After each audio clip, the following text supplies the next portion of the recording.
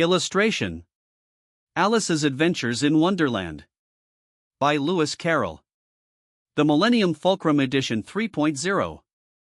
Contents: Chapter 1, Down the Rabbit Hole. Chapter 2, The Pool of Tears. Chapter 3, A Caucus Race and a Long Tail. Chapter 4, The Rabbit Sends in a Little Bill. Chapter 5, Advice from a Caterpillar. Chapter 6, Pig and Pepper. Chapter 7, A Mad Tea Party. Chapter 8, The Queen's Croquet Ground. Chapter 9, The Mock Turtle's Story. Chapter 10, The Lobster Quadrille. Chapter 11, Who Stole the Tarts?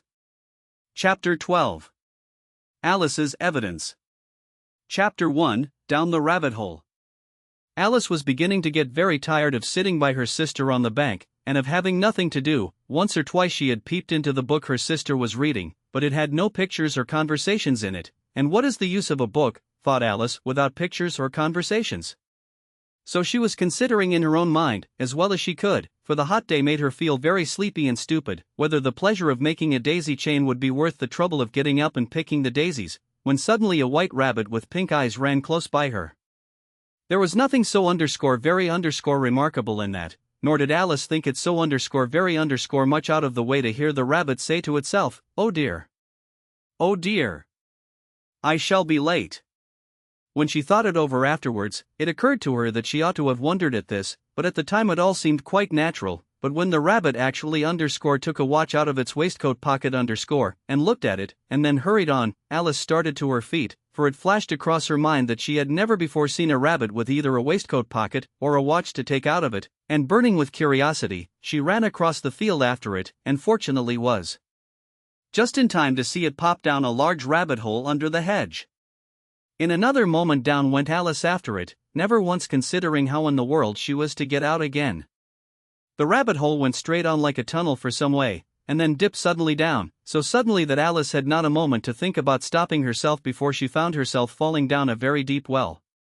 Either the well was very deep, or she fell very slowly, for she had plenty of time as she went down to look about her and to wonder what was going to happen next. First, she tried to look down and make out what she was coming to, but it was too dark to see anything. Then she looked at the sides of the well, and noticed that they were filled with cupboards and bookshelves. Here and there she saw maps and pictures hung upon pegs. She took down a jar from one of the shelves as she passed. It was labeled orange marmalade, but to her great disappointment it was empty. She did not like to drop the jar for fear of killing somebody underneath, so managed to put it into one of the cupboards as she fell past it. Well, thought Alice to herself, after such a fall as this, I shall think nothing of tumbling downstairs. How brave they'll all think me at home. Why, I wouldn't say anything about it, even if I fell off the top of the house. Which was very likely true. Down, down, down. Would the fall never come to an end? I wonder how many miles I've fallen by this time, she said aloud. I must be getting somewhere near the center of the earth. Let me see, that would be 4,000 miles down, I think, for, you see, Alice had learned several things of this sort in her lessons in the schoolroom, and though this was not a very good opportunity for showing off her knowledge, as there was no one to listen to her, still it was good practice to say it over. Yes, that's about the right distance, but then I wonder what latitude or longitude I've got to?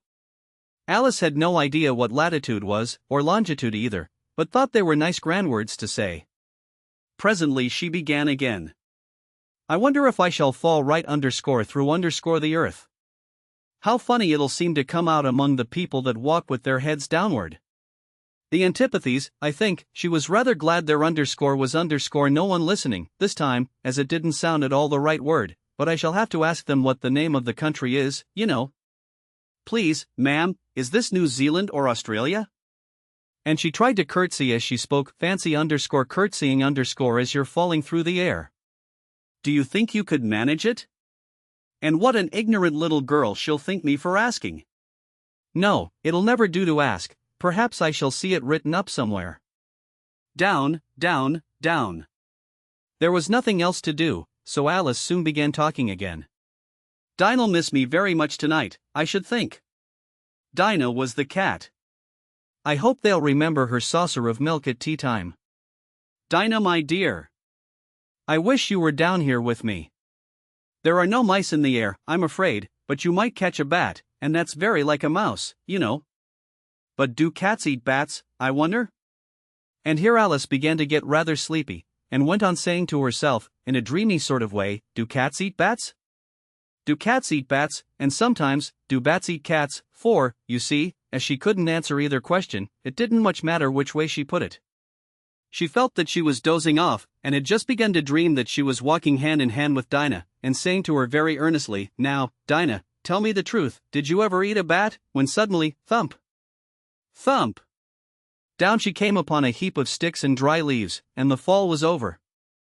Alice was not a bit hurt, and she jumped up onto her feet in a moment. She looked up, but it was all dark overhead. Before her was another long passage, and the White Rabbit was still in sight, hurrying down it.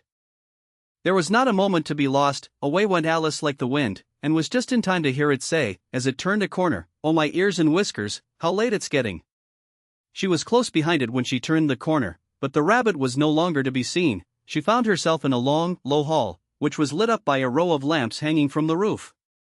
There were doors all round the hall, but they were all locked, and when Alice had been all the way down one side and up the other, trying every door, she walked sadly down the middle, wondering how she was ever to get out again.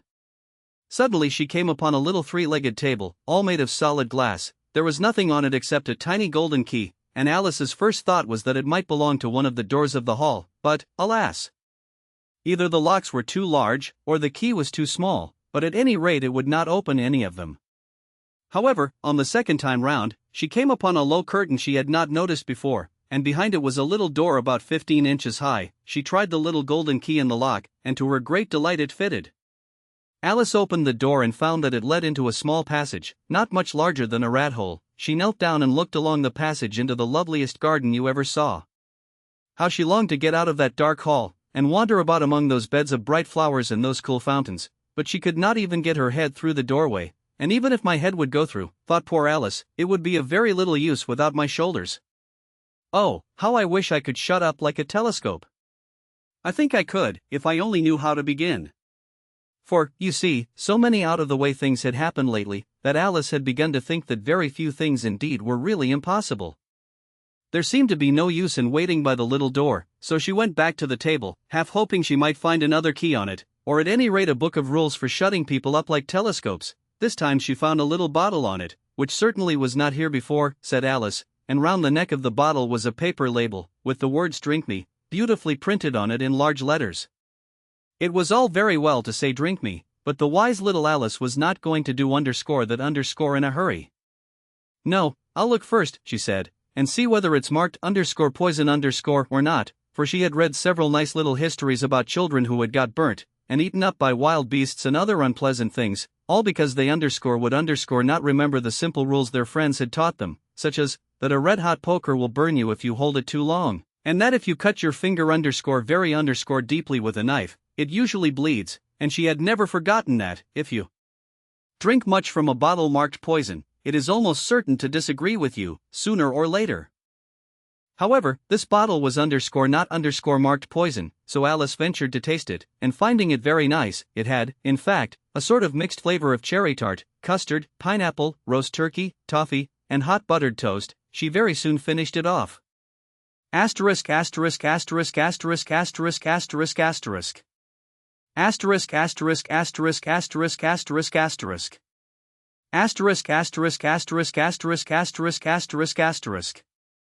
What a curious feeling, said Alice, I must be shutting up like a telescope.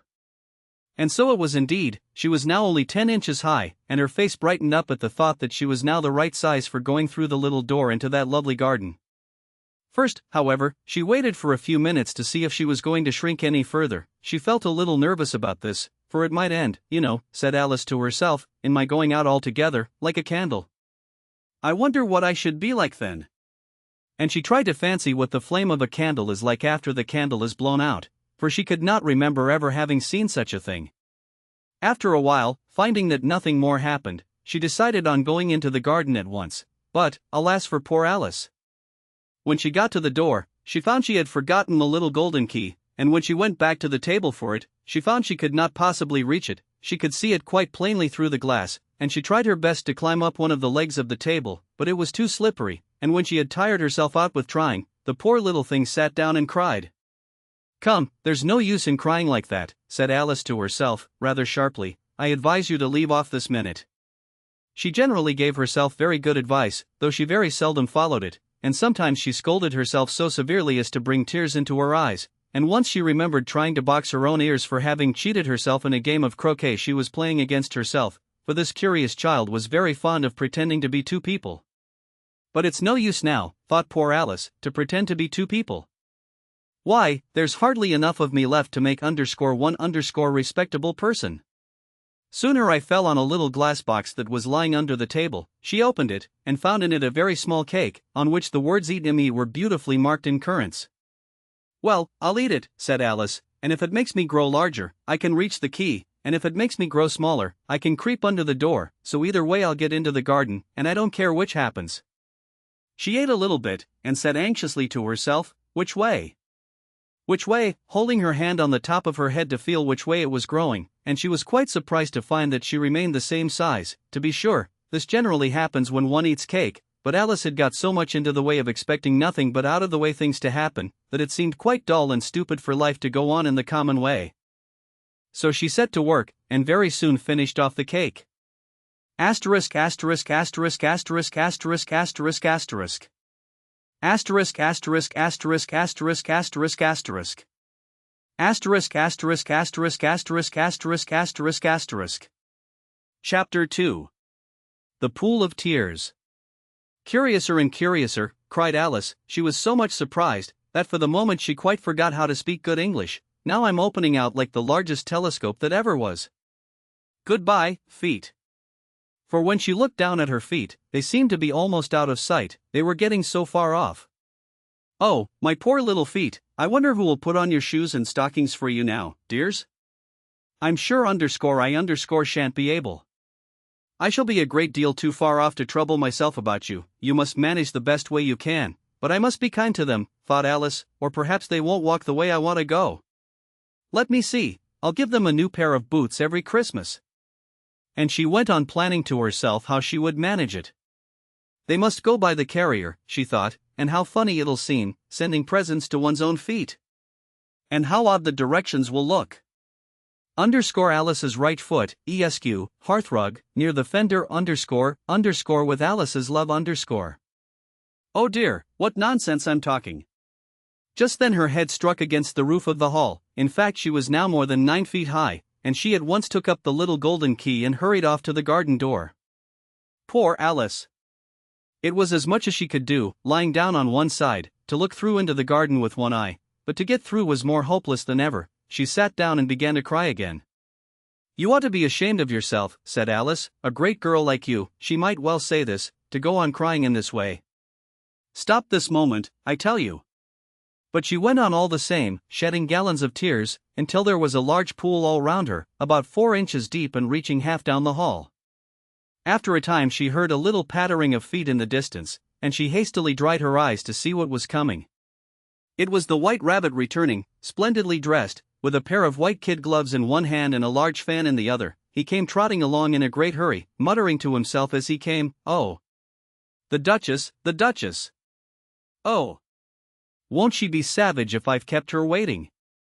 Alice felt so desperate that she was ready to ask help of anyone, so, when the rabbit came near her, she began, in a low, timid voice, "If you please, sir." The rabbit started violently, dropped the white kid gloves and the fan, and scurried away into the darkness as hard as he could go. Alice took up the fan and gloves, and, as the hall was very hot, she kept fanning herself all the time she went on talking. Dear, dear! How queer everything is today! And yesterday things went on just as usual. I wonder if I've been changed in the night? Let me think, was I the same when I got up this morning? I almost think I can remember feeling a little different. But if I'm not the same, the next question is, who in the world am I? That's the great puzzle. And she began thinking over all the children she knew that were of the same age as herself, to see if she could have been changed for any of them. I'm sure I'm not Ada, she said, for her hair goes in such long ringlets, and mine doesn't go in ringlets at all, and I'm sure I can't be Mabel, for I know all sorts of things, and she knows such a very little. Besides, she's she, and I'm I, and oh dear, how puzzling it all is. I'll try if I know all the things I used to know. Let me see, 4 times 5 is 12, and 4 times 6 is 13, and 4 times 7 is, oh dear. I shall never get to 20 at that rate. However, the multiplication table doesn't signify. Let's try geography. London is the capital of Paris, and Paris is the capital of Rome, and Rome, no, underscore that's underscore all wrong, I'm certain. I must have been changed for Mabel. I'll try and say underscore how doth the little underscore, and she crossed her hands on her lap as if she were saying lessons, and began to repeat it, but her voice sounded hoarse and strange, and the words did not come the same as they used to do. How doth the little crocodile improve his shining tail, and pour the waters of the Nile on every golden scale? How cheerfully he seems to grin, how neatly spread his claws, and welcome little fishes in with gently smiling jaws. I'm sure those are not the right words, said poor Alice, and her eyes filled with tears again as she went on. I must be Mabel after all, and I shall have to go and live in that poky little house, and have next to no toys to play with, and oh, ever so many lessons to learn. No, I've made up my mind about it. If I'm Mabel, I'll stay down here. It'll be no use their putting their heads down and saying, come up again, dear. I shall only look up and say, who am I then? Tell me that first, and then, if I like being that person, I'll come up. If not, I'll stay down here till I'm somebody else. But, oh dear, cried Alice, with a sudden burst of tears, I do wish they underscore would underscore put their heads down. I am so underscore very underscore tired of being all alone here. As she said this, she looked down at her hands, and was surprised to see that she had put on one of the rabbit's little white kid gloves while she was talking. How underscore can underscore I have done that, she thought. I must be growing small again. She got up and went to the table to measure herself by it, and found that, as nearly as she could guess, she was now about 2 feet high, and was going on shrinking rapidly. She soon found out that the cause of this was the fan she was holding, and she dropped it hastily, just in time to avoid shrinking away altogether. That underscore was underscore a narrow escape, said Alice, a good deal frightened at the sudden change, but very glad to find herself still in existence. And now for the garden, and she ran with all speed back to the little door, but, alas! The little door was shut again, and the little golden key was lying on the glass table as before, and things are worse than ever, thought the poor child, for I never was so small as this before, never. And I declare it's too bad, that it is. As she said these words her foot slipped, and in another moment, splash! She was up to her chin in salt water. Her first idea was that she had somehow fallen into the sea, and in that case I can go back by railway, she said to herself.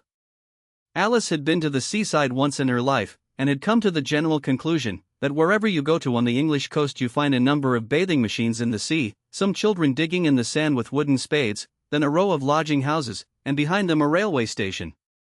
However, she soon made out that she was in the pool of tears which she had wept when she was 9 feet high. I wish I hadn't cried so much, said Alice, as she swam about, trying to find her way out. I shall be punished for it now, I suppose, by being drowned in my own tears. That underscore will underscore be a queer thing, to be sure. However, everything is queer today. Just then she heard something splashing about in the pool a little way off, and she swam nearer to make out what it was. At first she thought it must be a walrus or hippopotamus, but then she remembered how small she was now, and she soon made out that it was only a mouse that had slipped in like herself. Would it be of any use, now, thought Alice, to speak to this mouse? Everything is so out of the way down here, that I should think very likely it can talk. At any rate, there's no harm in trying. So she began, Oh mouse, do you know the way out of this pool? I am very tired of swimming about here, oh mouse. Alice thought this must be the right way of speaking to a mouse. She had never done such a thing before, but she remembered having seen in her brother's Latin grammar, a mouse of a mouse, to a mouse, oh mouse.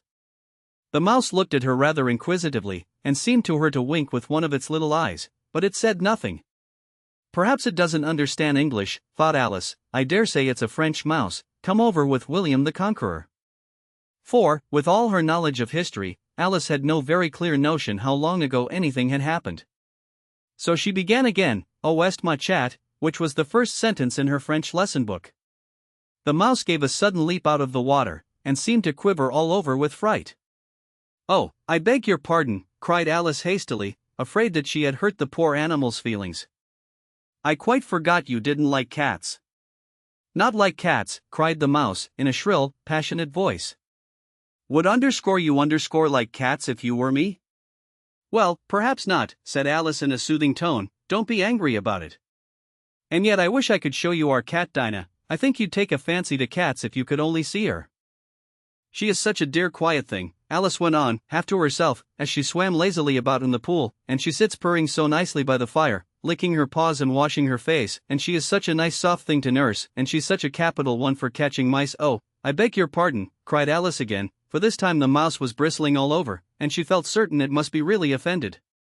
We won't talk about her any more if you'd rather not.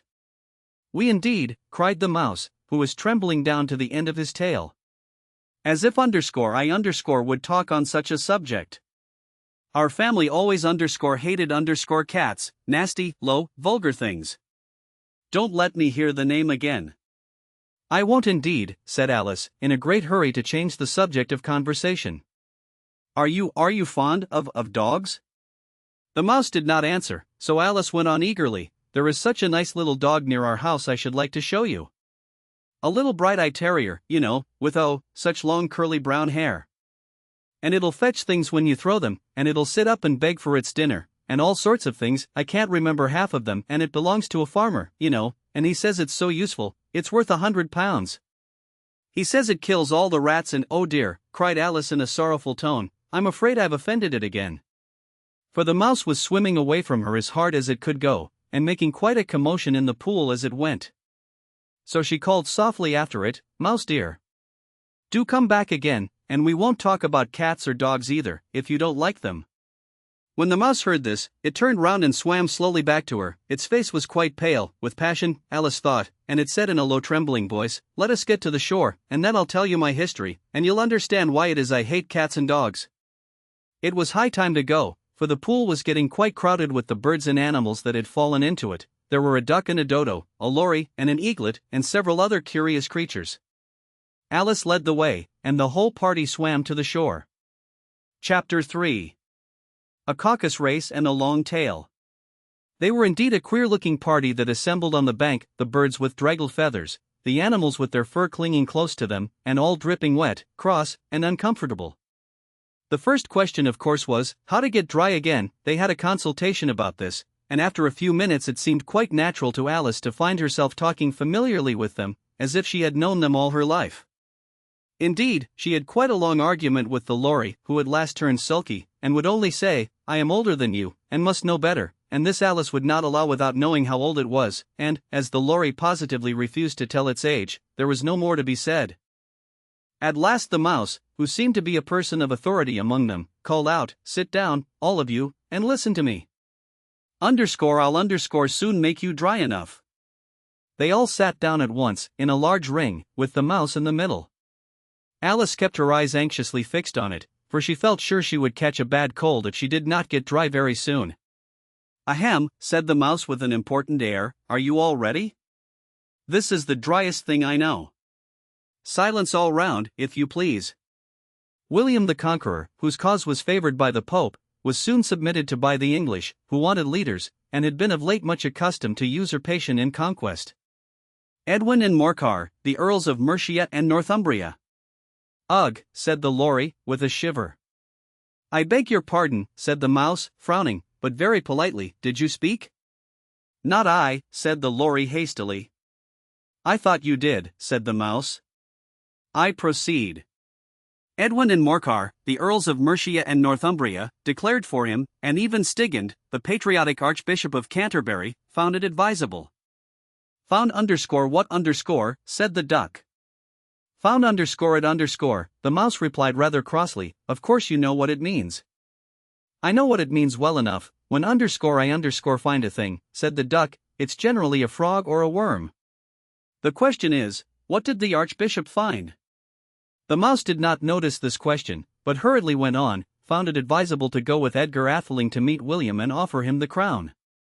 William's conduct at first was moderate. But the insolence of his Normans, how are you getting on now, my dear, it continued, turning to Alice as it spoke. As wet as ever, said Alice in a melancholy tone, it doesn't seem to dry me at all. In that case, said the dodo solemnly, rising to its feet, I move that the meeting adjourn, for the immediate adoption of more energetic remedies. Speak English, said the eaglet. I don't know the meaning of half those long words, and, what's more, I don't believe you do either." And the eaglet bent down its head to hide a smile. Some of the other birds tittered audibly. "What I was going to say," said the dodo in an offended tone, "was that the best thing to get us dry would be a caucus race." "What is a caucus race?" said Alice, not that she wanted much to know, but the dodo had paused as if it thought that somebody ought to speak, and no one else seemed inclined to say anything. "Why," said the dodo, "the best way to explain it is to do it. And, as you might like to try the thing yourself, some winter day, I will tell you how the dodo managed it. First it marked out a racecourse, in a sort of circle, the exact shape doesn't matter, it said, and then all the party were placed along the course, here and there. There was no 1, 2, 3, and away, but they began running when they liked, and left off when they liked, so that it was not easy to know when the race was over. However, when they had been running half an hour or so, and were quite dry again, the dodo suddenly called out, 'The race is over,' and they all crowded round it, panting, and asking, 'But who has won?' This question the dodo could not answer without a great deal of thought, and it sat for a long time with one finger pressed upon its forehead, the position in which you usually see Shakespeare, in the pictures of him, while the rest waited in silence. At last the dodo said, "Everybody has won, and all must have prizes." "But who is to give the prizes?" quite a chorus of voices asked. "Why, she of course," said the dodo, pointing to Alice with one finger, and the whole party at once crowded round her, calling out in a confused way, "Prizes! Prizes!" Alice had no idea what to do, and in despair she put her hand in her pocket, and pulled out a box of comfits. Luckily the salt water had not got into it, and handed them round as prizes. There was exactly 1 apiece, all round. "But she must have a prize herself, you know," said the mouse. "Of course," the dodo replied very gravely. "What else have you got in your pocket?" he went on, turning to Alice. "Only a thimble," said Alice sadly. "Hand it over here," said the dodo. Then they all crowded round her once more, while the dodo solemnly presented the thimble, saying, "We beg your acceptance of this elegant thimble," and, when it had finished this short speech, they all cheered. Alice thought the whole thing very absurd, but they all looked so grave that she did not dare to laugh, and, as she could not think of anything to say, she simply bowed, and took the thimble, looking as solemn as she could. The next thing was to eat the comfits. This caused some noise and confusion, as the large birds complained that they could not taste theirs, and the small ones choked and had to be patted on the back. However, it was over at last, and they sat down again in a ring, and begged the mouse to tell them something more. "You promised to tell me your history, you know," said Alice, "and why it is you hate C&D, she added in a whisper, half afraid that it would be offended again. "Mine is a long and a sad tale," said the mouse, turning to Alice, and sighing. "It is a long tale, certainly," said Alice, looking down with wonder at the mouse's tail, "but why do you call it sad?"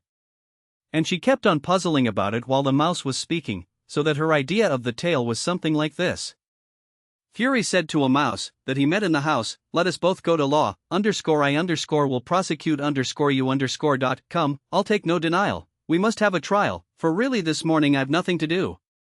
Said the mouse to the cur, "Such a trial, dear sir, with no jury or judge, would be wasting our breath." I'll be jury," said cunning old Fury, "I'll try the whole cause, and condemn you to death." "You are not attending," said the mouse to Alice severely. "What are you thinking of?" "I beg your pardon," said Alice very humbly, "you had got to the fifth bend, I think?" "I had not cried the mouse, sharply and very angrily. "A not," said Alice, always ready to make herself useful, and looking anxiously about her. "Oh, do let me help to undo it." "I shall do nothing of the sort," said the mouse, getting up and walking away. "You insult me by talking such nonsense." "I didn't mean it," pleaded poor Alice. "But you're so easily offended, you know." The mouse only growled in reply. "Please come back and finish your story." Alice called after it, and the others all joined in chorus, "Yes, please do," but the mouse only shook its head impatiently, and walked a little quicker. "What a pity it wouldn't stay," sighed the lory, as soon as it was quite out of sight, and an old crab took the opportunity of saying to her daughter, "Ah, my dear, let this be a lesson to you never to lose your temper." "Hold your tongue, ma," said the young crab, a little snappishly. "You're enough to try the patience of an oyster." I wish I had our Dinah here. I know I do, said Alice aloud, addressing nobody in particular. She'd soon fetch it back. And who is Dinah, if I might venture to ask the question, said the Lory.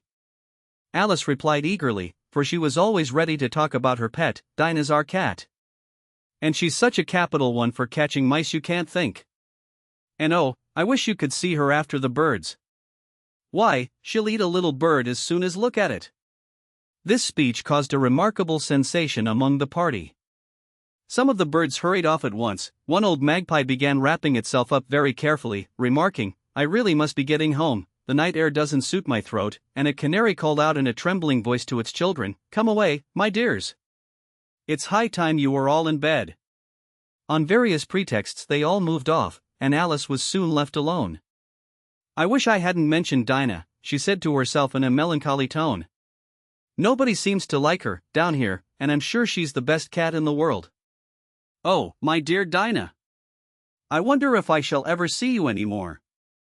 And here poor Alice began to cry again, for she felt very lonely and low-spirited. In a little while, however, she again heard a little pattering of footsteps in the distance, and she looked up eagerly, half hoping that the mouse had changed his mind, and was coming back to finish his story. Chapter 4. The Rabbit Sends in a Little Bill. It was the White Rabbit, trotting slowly back again, and looking anxiously about as it went, as if it had lost something, and she heard it muttering to itself, The Duchess. The Duchess. Oh my dear paws. Oh my fur and whiskers. She'll get me executed, as sure as ferrets are ferrets. Where can I have dropped them, I wonder? Alice guessed in a moment that it was looking for the fan and the pair of white kid gloves, and she very good-naturedly began hunting about for them, but they were nowhere to be seen. Everything seemed to have changed since her swim in the pool, and the great hall, with the glass table and the little door, had vanished completely. Very soon the rabbit noticed Alice, as she went hunting about, and called out to her in an angry tone, Why, Marian, what are you doing out here? Run home this moment, and fetch me a pair of gloves and a fan. Quick, now. And Alice was so much frightened that she ran off at once in the direction it pointed to, without trying to explain the mistake it had made. He took me for his housemaid, she said to herself as she ran. How surprised he'll be when he finds out who I am. But I'd better take him his fan and gloves, that is, if I can find them.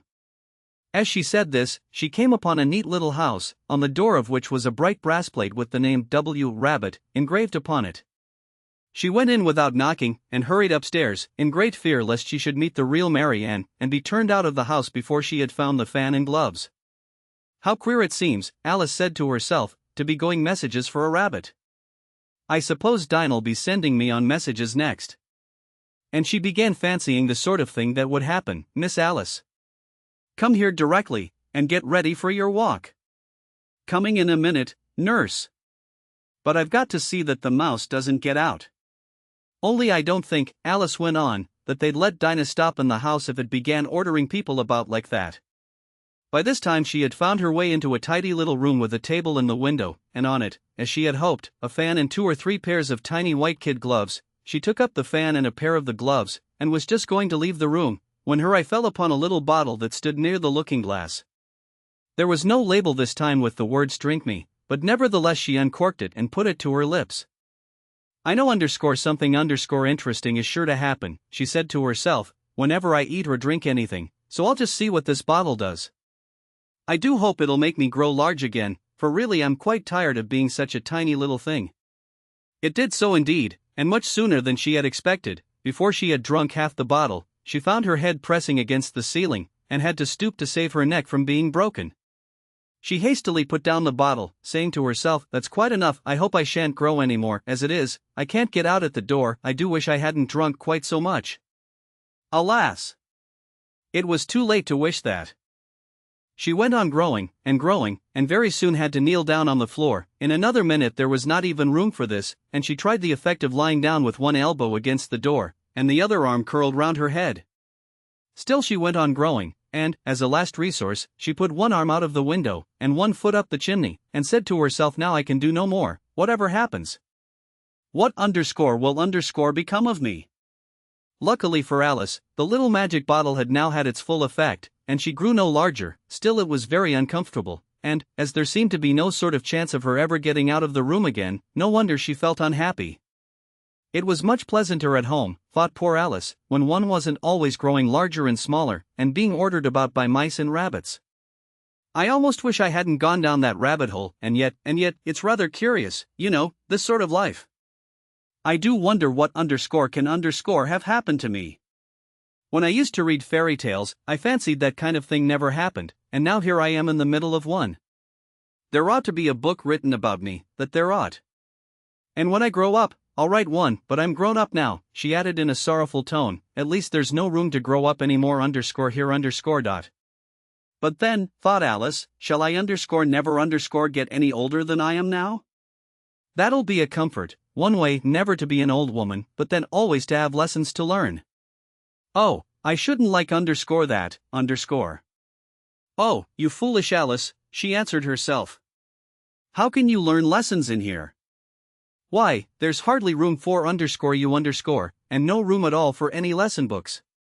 And so she went on, taking first one side and then the other, and making quite a conversation of it altogether, but after a few minutes she heard a voice outside, and stopped to listen. Mary Ann, said the voice. Fetch me my gloves this moment. Then came a little pattering of feet on the stairs. Alice knew it was the rabbit coming to look for her, and she trembled till she shook the house, quite forgetting that she was now about 1,000 times as large as the rabbit, and had no reason to be afraid of it. Presently the rabbit came up to the door, and tried to open it, but, as the door opened inwards, and Alice's elbow was pressed hard against it, that attempt proved a failure. Alice heard it say to itself, then I'll go round and get in at the window. You won't, thought Alice, and, after waiting till she fancied she heard the rabbit just under the window, she suddenly spread out her hand, and made a snatch in the air. She did not get hold of anything, but she heard a little shriek and a fall, and a crash of broken glass, from which she concluded that it was just possible it had fallen into a cucumber frame, or something of the sort. Next came an angry voice, the rabbit's, Pat. Pat. Where are you? And then a voice she had never heard before, sure then I'm here. Digging for apples, your honor. Digging for apples, indeed, said the rabbit angrily. Here. Come and help me out of this, sounds of more broken glass. Now tell me, Pat, what's that in the window? Sure, it's an arm, your honor. He pronounced it arum. An arm, you goose. Whoever saw one that size? Why, it fills the whole window. Sure, it does, your honor, but it's an arm for all that. Well, it's got no business there, at any rate, go and take it away. There was a long silence after this, and Alice could only hear whispers now and then, such as, sure, I don't like it, your honor, at all. Do as I tell you, you coward, and at last she spread out her hand again, and made another snatch in the air. This time there were two little shrieks, and more sounds of broken glass.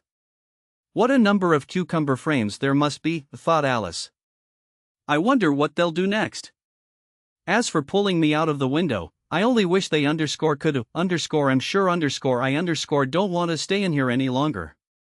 She waited for some time without hearing anything more. At last came a rumbling of little cartwheels, and the sound of a good many voices all talking together. She made out the words, where's the other ladder? Why, I hadn't to bring but one, Bill's got the other, Bill. Fetch it here, lad, here, put M up at this corner, no, tie M together first, they don't reach half high enough yet, oh. They'll do well enough, don't be particular, here, Bill. Catch hold of this rope, will the roof bear, mind that loose slate, oh, it's coming down. Heads below. A loud crash. Now, who did that? It was Bill, I fancy, who's to go down the chimney. Nay, I shan't. You do it, that I won't, then, Bill's to go down here, Bill. The master says you're to go down the chimney. Oh. So Bill's got to come down the chimney, has he? Said Alice to herself. Shy, they seem to put everything upon Bill. I wouldn't be in Bill's place for a good deal. This fireplace is narrow, to be sure, but I think I can kick a little. She drew her foot as far down the chimney as she could, and waited till she heard a little animal, she couldn't guess of what sort it was, scratching and scrambling about in the chimney close above her. Then, saying to herself, this is Bill, she gave one sharp kick, and waited to see what would happen next. The first thing she heard was a general chorus of "There goes Bill," then the rabbit's voice along, "Catch him, you by the hedge," then silence, and then another confusion of voices, "Hold up his head, Brandy now, don't choke him, how was it, old fellow? What happened to you? Tell us all about it." Last came a little feeble, squeaking voice. "That's Bill," thought Alice. "Well, I hardly know no more, thank ye, I'm better now, but I'm a deal too flustered to tell you. All I know is, something comes at me like a jack-in-the-box, and up I goes like a skyrocket." "So you did, old fellow," said the others. "We must burn the house down," said the rabbit's voice, and Alice called out as loud as she could, "If you do, I'll set Dinah at you." There was a dead silence instantly, and Alice thought to herself, "I wonder what they will do next. If they had any sense, they'd take the roof off." After a minute or two, they began moving about again, and Alice heard the rabbit say, "A barrowful will do, to begin with." A barrowful of what, thought Alice, but she had not long to doubt, for the next moment a shower of little pebbles came rattling in at the window, and some of them hit her in the face. "I'll put a stop to this," she said to herself, and shouted out, "You'd better not do that again," which produced another dead silence. Alice noticed with some surprise that the pebbles were all turning into little cakes as they lay on the floor, and a bright idea came into her head. "If I eat one of these cakes," she thought, "it's sure to make some change in my size, and as it can't possibly make me larger, it must make me smaller, I suppose." So she swallowed one of the cakes, and was delighted to find that she began shrinking directly. As soon as she was small enough to get through the door, she ran out of the house, and found quite a crowd of little animals and birds waiting outside.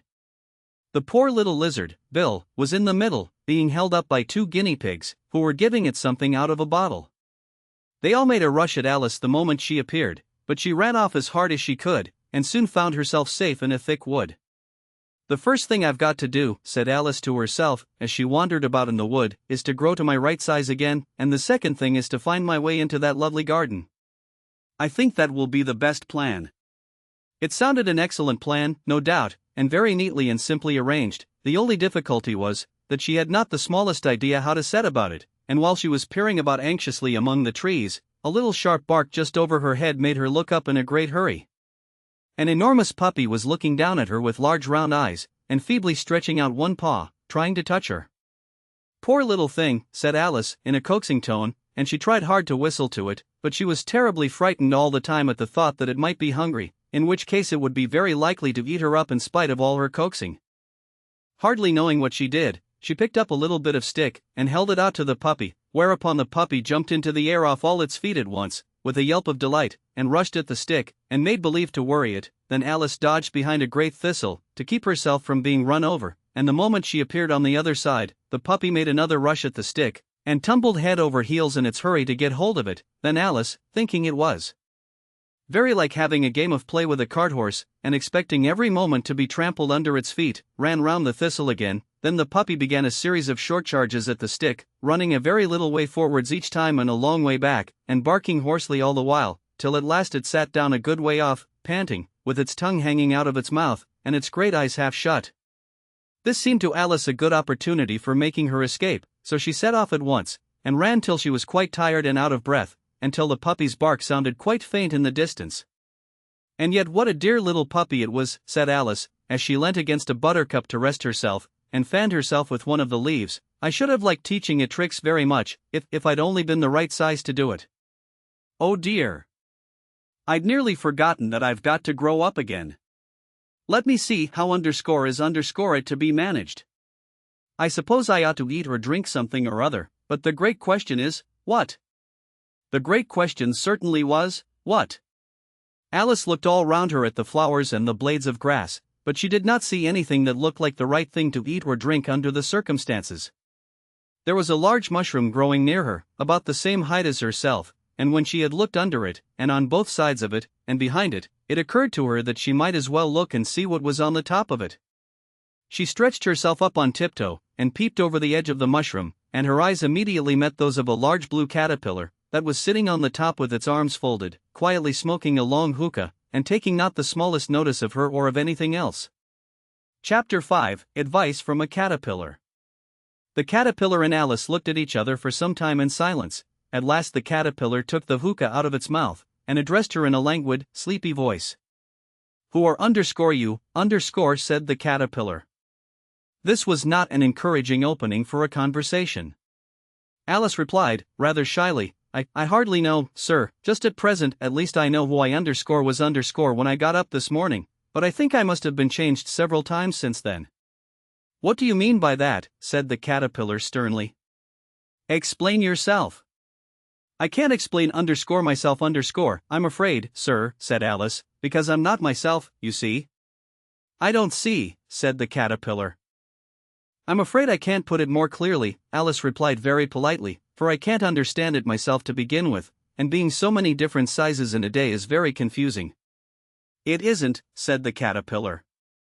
"Well, perhaps you haven't found it so yet," said Alice, "but when you have to turn into a chrysalis, you will someday, you know, and then after that into a butterfly, I should think you'll feel it a little queer, won't you?" "Not a bit," said the caterpillar. "Well, perhaps your feelings may be different," said Alice. "All I know is, it would feel very queer to underscore me underscore dot."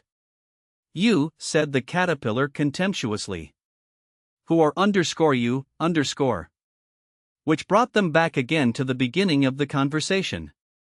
Alice felt a little irritated at the caterpillars making such underscore very underscore short remarks, and she drew herself up and said, very gravely, "I think, you ought to tell me who underscore you underscore are, first."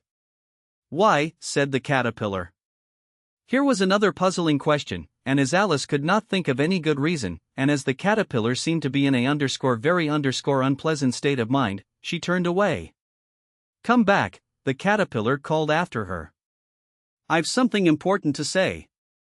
This sounded promising, certainly. Alice turned and came back again. "Keep your temper," said the caterpillar.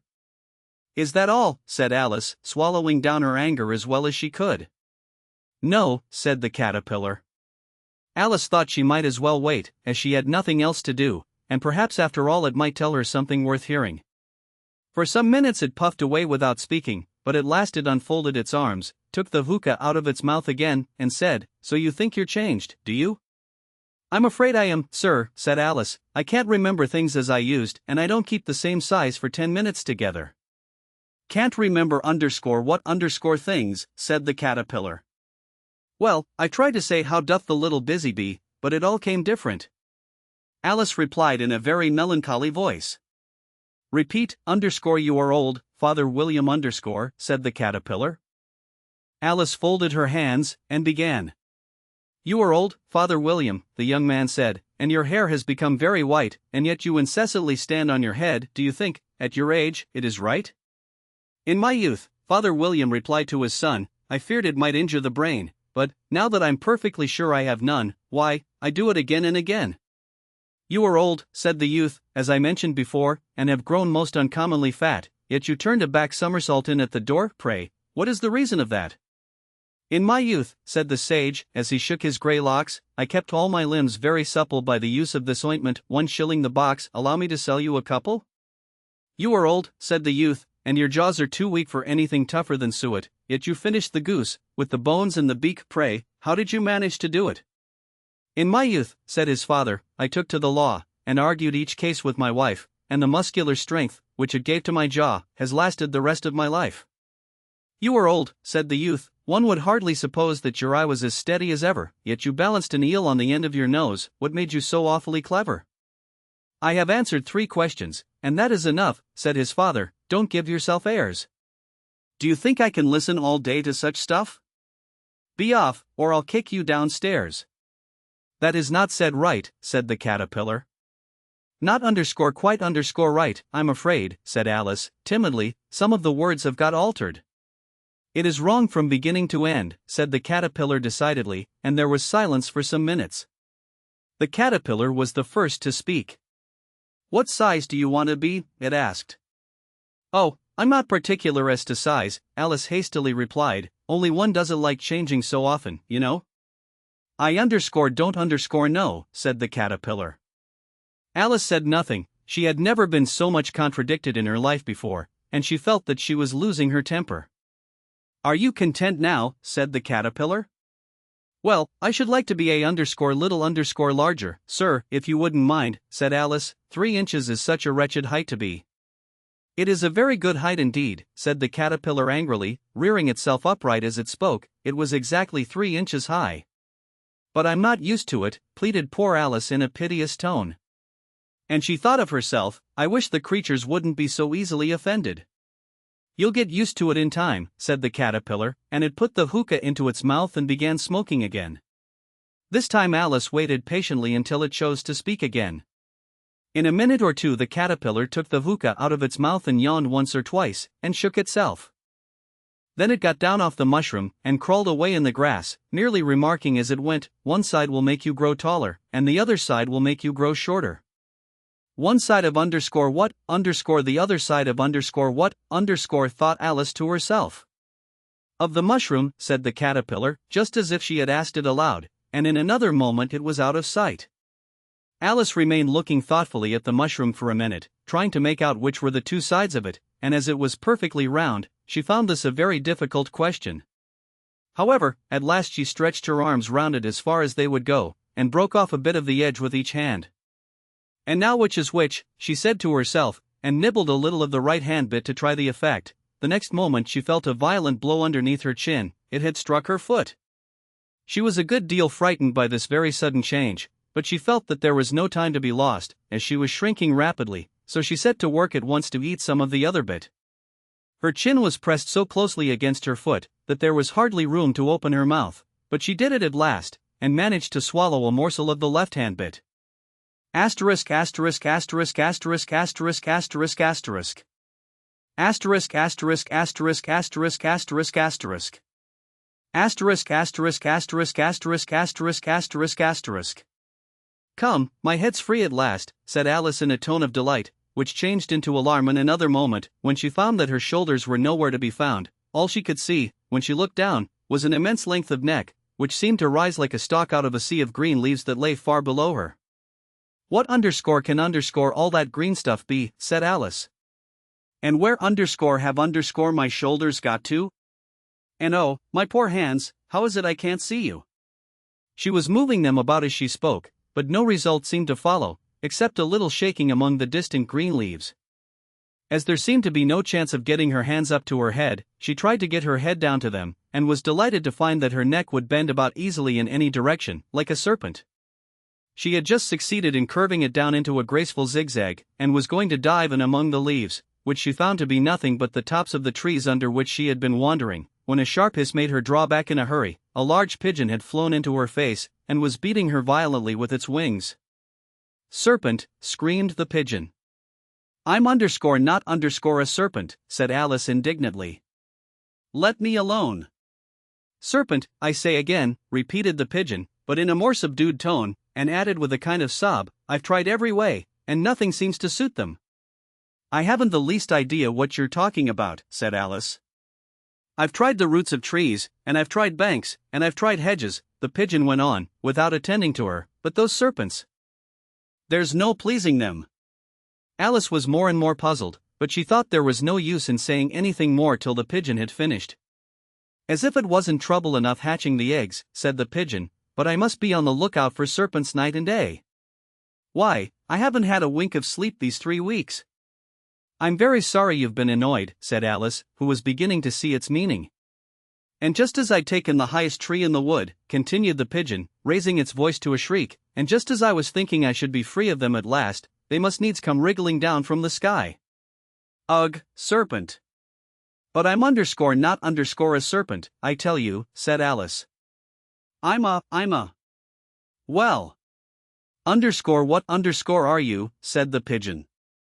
I can see you're trying to invent something. I'm a little girl, said Alice, rather doubtfully, as she remembered the number of changes she had gone through that day.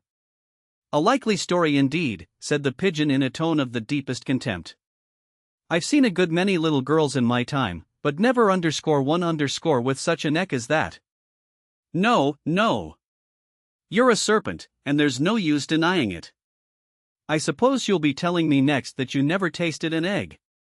I underscore have underscore tasted eggs, certainly, said Alice, who was a very truthful child, but little girls eat eggs quite as much as serpents do, you know. I don't believe it, said the pigeon, but if they do, why then they're a kind of serpent, that's all I can say. This was such a new idea to Alice that she was quite silent for a minute or two, which gave the pigeon the opportunity of adding, "You're looking for eggs, I know that well enough, and what does it matter to me whether you're a little girl or a serpent?" "It matters a good deal to me, said Alice hastily, "but I'm not looking for eggs, as it happens, and if I was, I shouldn't want yours, I don't like them raw." "Well, be off, then," said the pigeon in a sulky tone, as it settled down again into its nest. Alice crouched down among the trees as well as she could, for her neck kept getting entangled among the branches, and every now and then she had to stop and untwist it.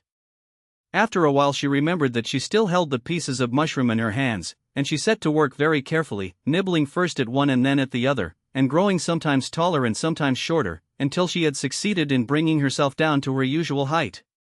It was so long since she had been anything near the right size, that it felt quite strange at first, but she got used to it in a few minutes, and began talking to herself, as usual. "Come, there's half my plan done now. How puzzling all these changes are.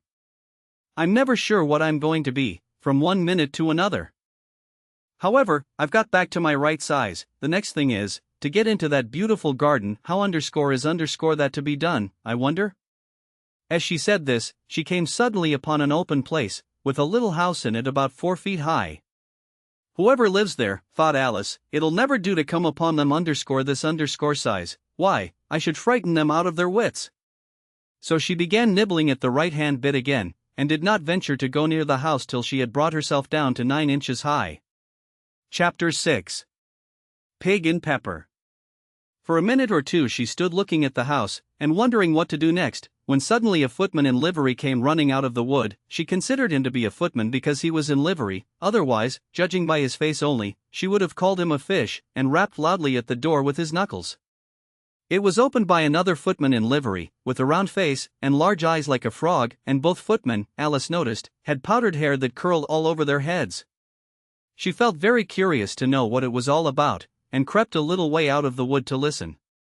The fish footman began by producing from under his arm a great letter, nearly as large as himself, and this he handed over to the other, saying, in a solemn tone, "For the Duchess. An invitation from the Queen to play croquet." The frog footman repeated, in the same solemn tone, only changing the order of the words a little, "From the Queen. An invitation for the Duchess to play croquet." Then they both bowed low, and their curls got entangled together. Alice laughed so much at this, that she had to run back into the wood for fear of their hearing her, and when she next peeped out the fish footman was gone, and the other was sitting on the ground near the door, staring stupidly up into the sky. Alice went timidly up to the door, and knocked. "There's no sort of use in knocking," said the footman, "and that for 2 reasons. First, because I'm on the same side of the door as you are. Secondly, because they're making such a noise inside, no one could possibly hear you." And certainly there was a most extraordinary noise going on within, a constant howling and sneezing, and every now and then a great crash, as if a dish or kettle had been broken to pieces. "Please, then," said Alice, "how am I to get in?" "There might be some sense in your knocking," the footman went on without attending to her, "if we had the door between us. For instance, if you were inside, you might knock, and I could let you out, you know." He was looking up into the sky all the time he was speaking, and this Alice thought decidedly uncivil. "But perhaps he can't help it," she said to herself, "his eyes are so very nearly at the top of his head. But at any rate he might answer questions. How am I to get in?" she repeated, aloud. "I shall sit here," the footman remarked, "till tomorrow." At this moment the door of the house opened, and a large plate came skimming out, straight at the footman's head. It just grazed his nose, and broke to pieces against one of the trees behind him. "Or next day, maybe," the footman continued in the same tone, exactly as if nothing had happened.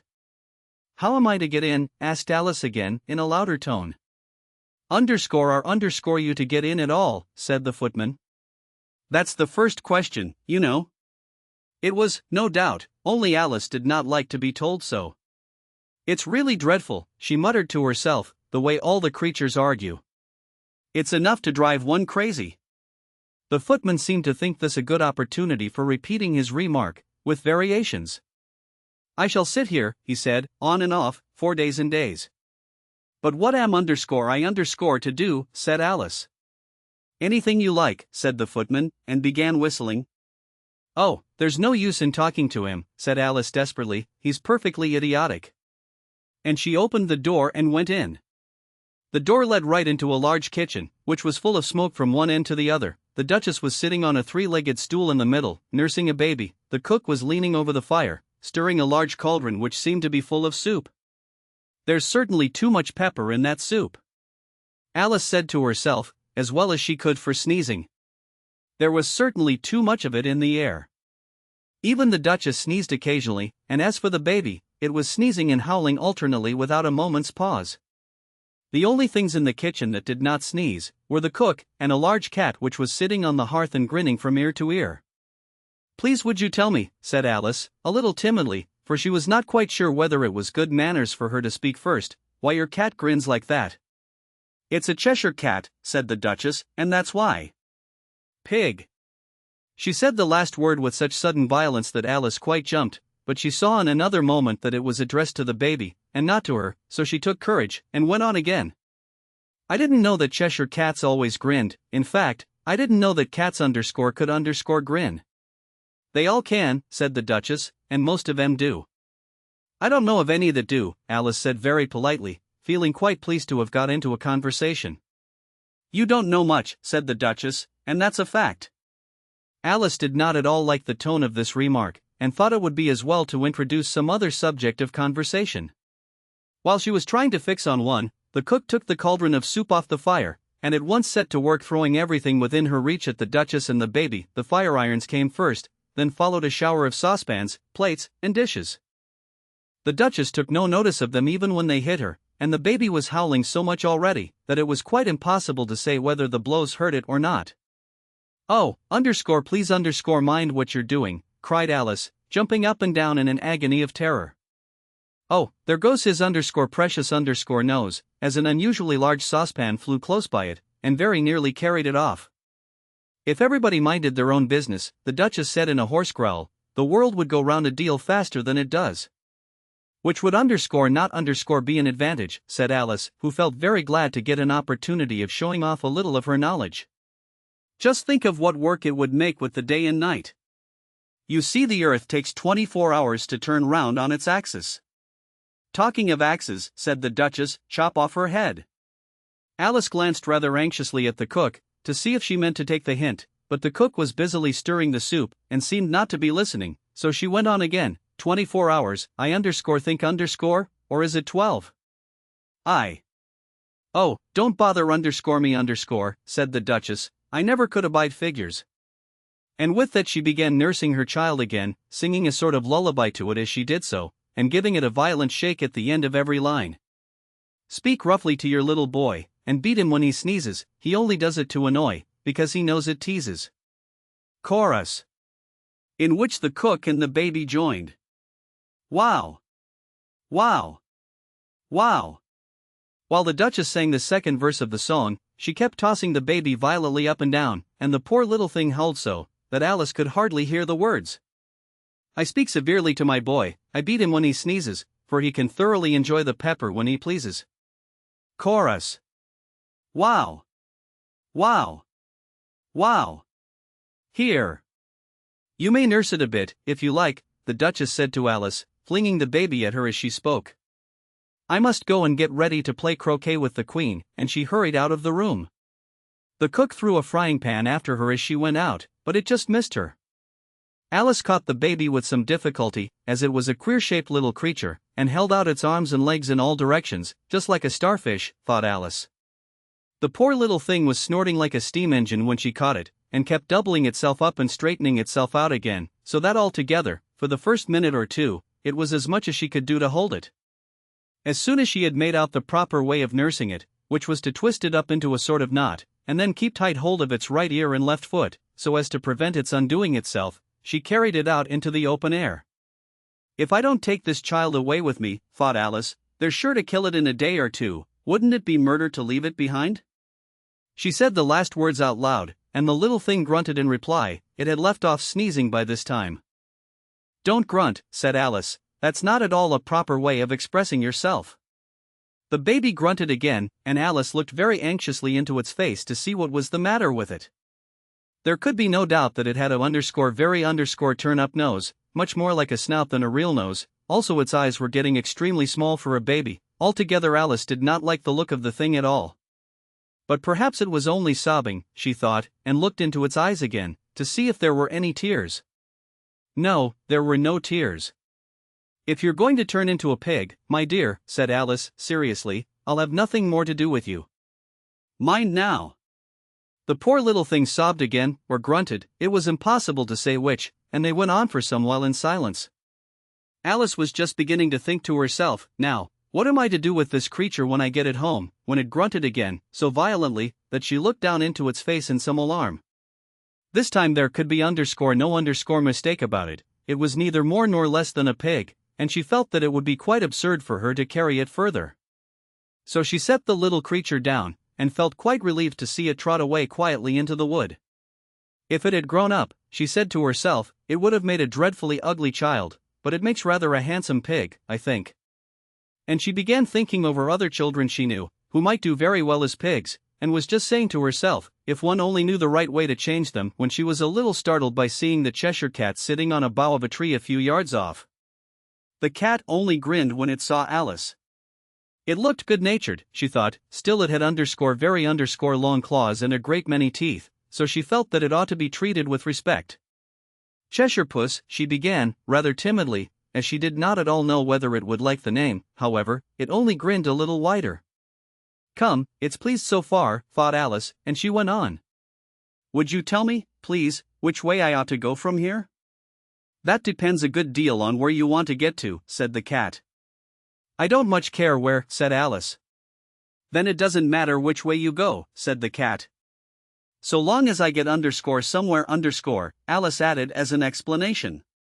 "Oh, you're sure to do that," said the cat, "if you only walk long enough." Alice felt that this could not be denied, so she tried another question. "What sort of people live about here?" "In that direction," the cat said, waving its right paw round, "lives a hatter, and in that direction, waving the other paw, lives a March hare. Visit either you like, they're both mad." "But I don't want to go among mad people," Alice remarked. "Oh, you can't help that," said the cat, "we're all mad here." "I'm mad." "You're mad." "How do you know I'm mad?" said Alice. "You must be," said the cat, "or you wouldn't have come here." Alice didn't think that proved it at all. However, she went on, "And how do you know that you're mad?" "To begin with," said the cat, "a dog's not mad." "You grant that?" "I suppose so," said Alice. "Well, then," the cat went on, "you see, a dog growls when it's angry, and wags its tail when it's pleased. Now I growl when I'm pleased, and wag my tail when I'm angry. Therefore I'm mad." I call it purring, not growling," said Alice. "Call it what you like," said the cat. "Do you play croquet with the Queen today?" "I should like it very much," said Alice, "but I haven't been invited yet." "You'll see me there," said the cat, and vanished. Alice was not much surprised at this, she was getting so used to queer things happening. While she was looking at the place where it had been, it suddenly appeared again. "By the by, what became of the baby?" said the cat. "I'd nearly forgotten to ask." "It turned into a pig," Alice quietly said, just as if it had come back in a natural way. "I thought it would," said the cat, and vanished again. Alice waited a little, half expecting to see it again, but it did not appear, and after a minute or two she walked on in the direction in which the March hare was said to live. "I've seen hatters before," she said to herself. "The March hare will be much the most interesting, and perhaps as this is May it won't be raving mad, at least not so mad as it was in March." As she said this, she looked up, and there was the cat again, sitting on a branch of a tree. "Did you say pig, or fig?" said the cat. "I said pig," replied Alice, "and I wish you wouldn't keep appearing and vanishing so suddenly, you make one quite giddy." "All right," said the cat, and this time it vanished quite slowly, beginning with the end of the tail, and ending with the grin, which remained some time after the rest of it had gone. "Well, I've often seen a cat without a grin," thought Alice, "but a grin without a cat. It's the most curious thing I ever saw in my life." She had not gone much farther before she came in sight of the house of the March hare. She thought it must be the right house, because the chimneys were shaped like ears and the roof was thatched with fur. It was so large a house that she did not like to go nearer till she had nibbled some more of the left-hand bit of mushroom, and raised herself to about 2 feet high. Even then she walked up towards it rather timidly, saying to herself, suppose it should be raving mad after all. I almost wish I'd gone to see the Hatter instead. Chapter 7. A Mad Tea Party. There was a table set out under a tree in front of the house, and the March Hare and the Hatter were having tea at it. A dormouse was sitting between them, fast asleep, and the other two were using it as a cushion, resting their elbows on it, and talking over its head. Very uncomfortable for the dormouse, thought Alice, only, as it's asleep, I suppose it doesn't mind. The table was a large one, but the three were all crowded together at one corner of it. No room. No room, they cried out when they saw Alice coming.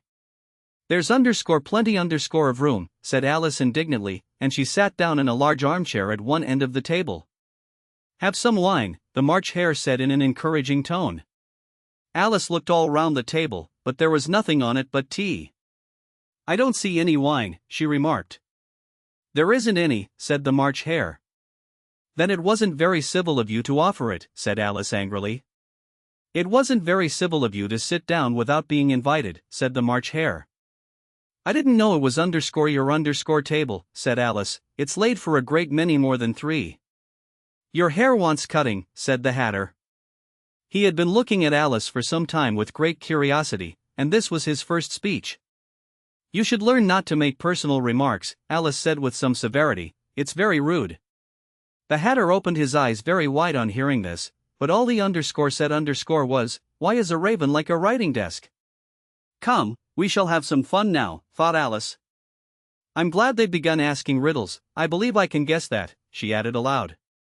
Do you mean that you think you can find out the answer to it? Said the March Hare. Exactly so, said Alice.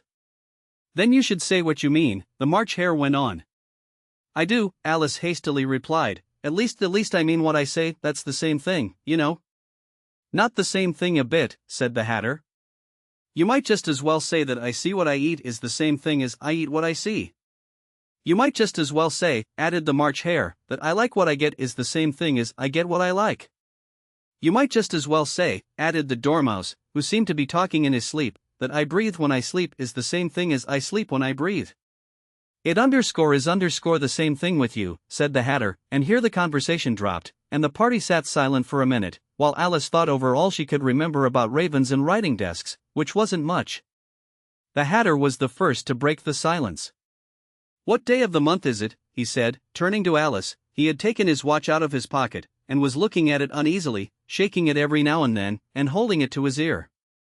Alice considered a little, and then said the 4th. 2 days wrong, sighed the Hatter. I told you butter wouldn't suit the works, he added, looking angrily at the March Hare.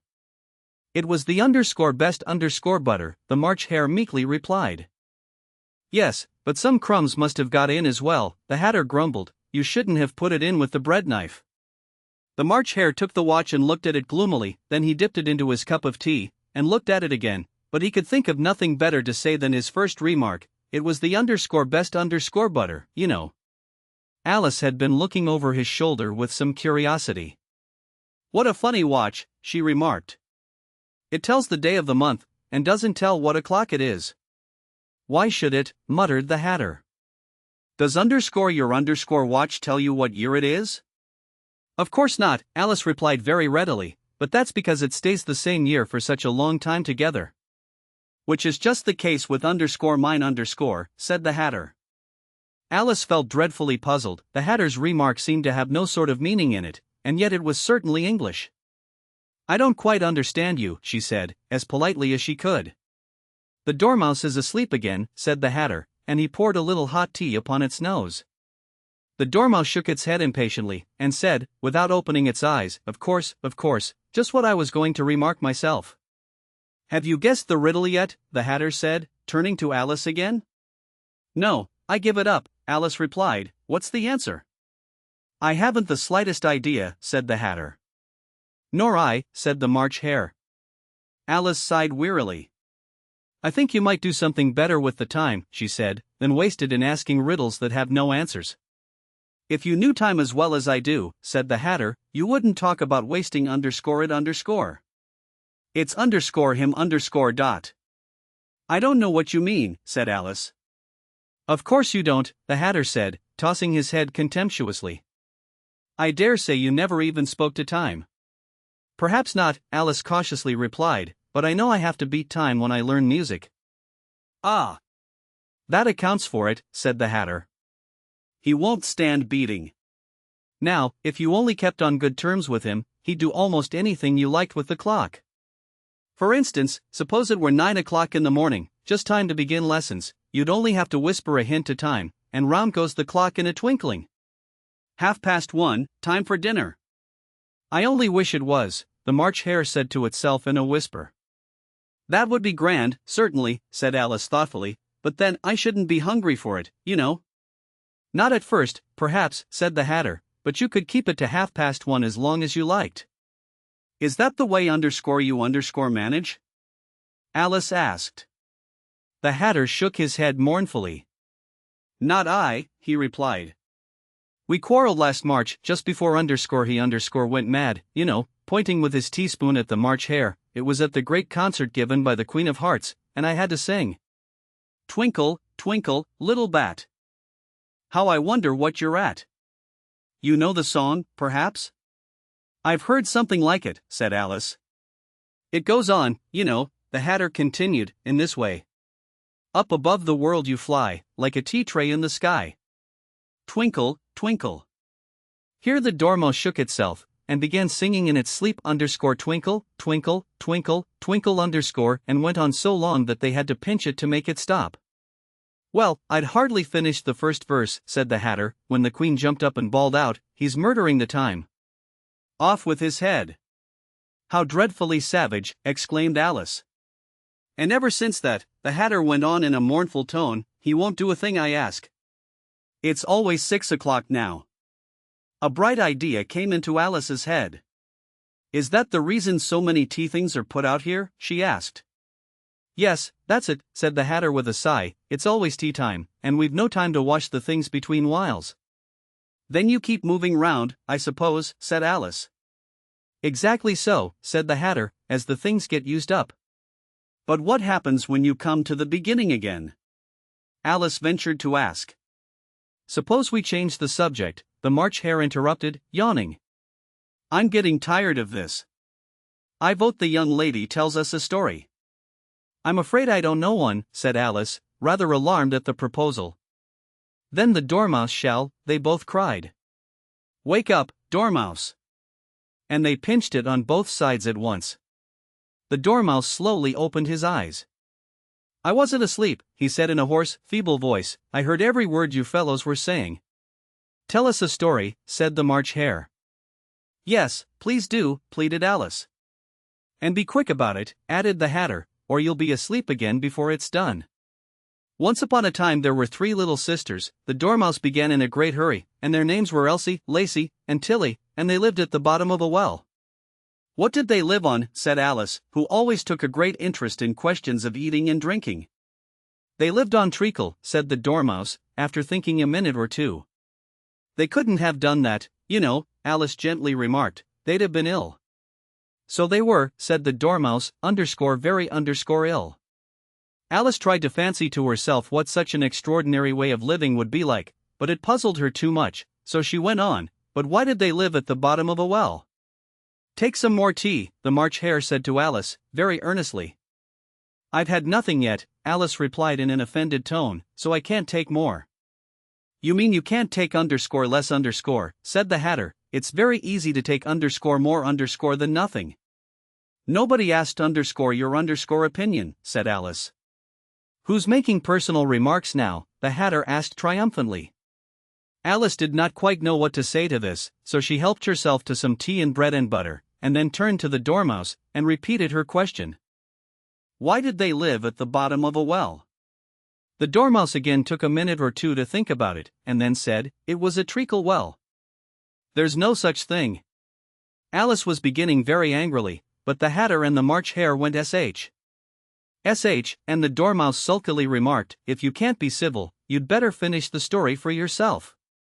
No, please go on. Alice said very humbly, I won't interrupt again.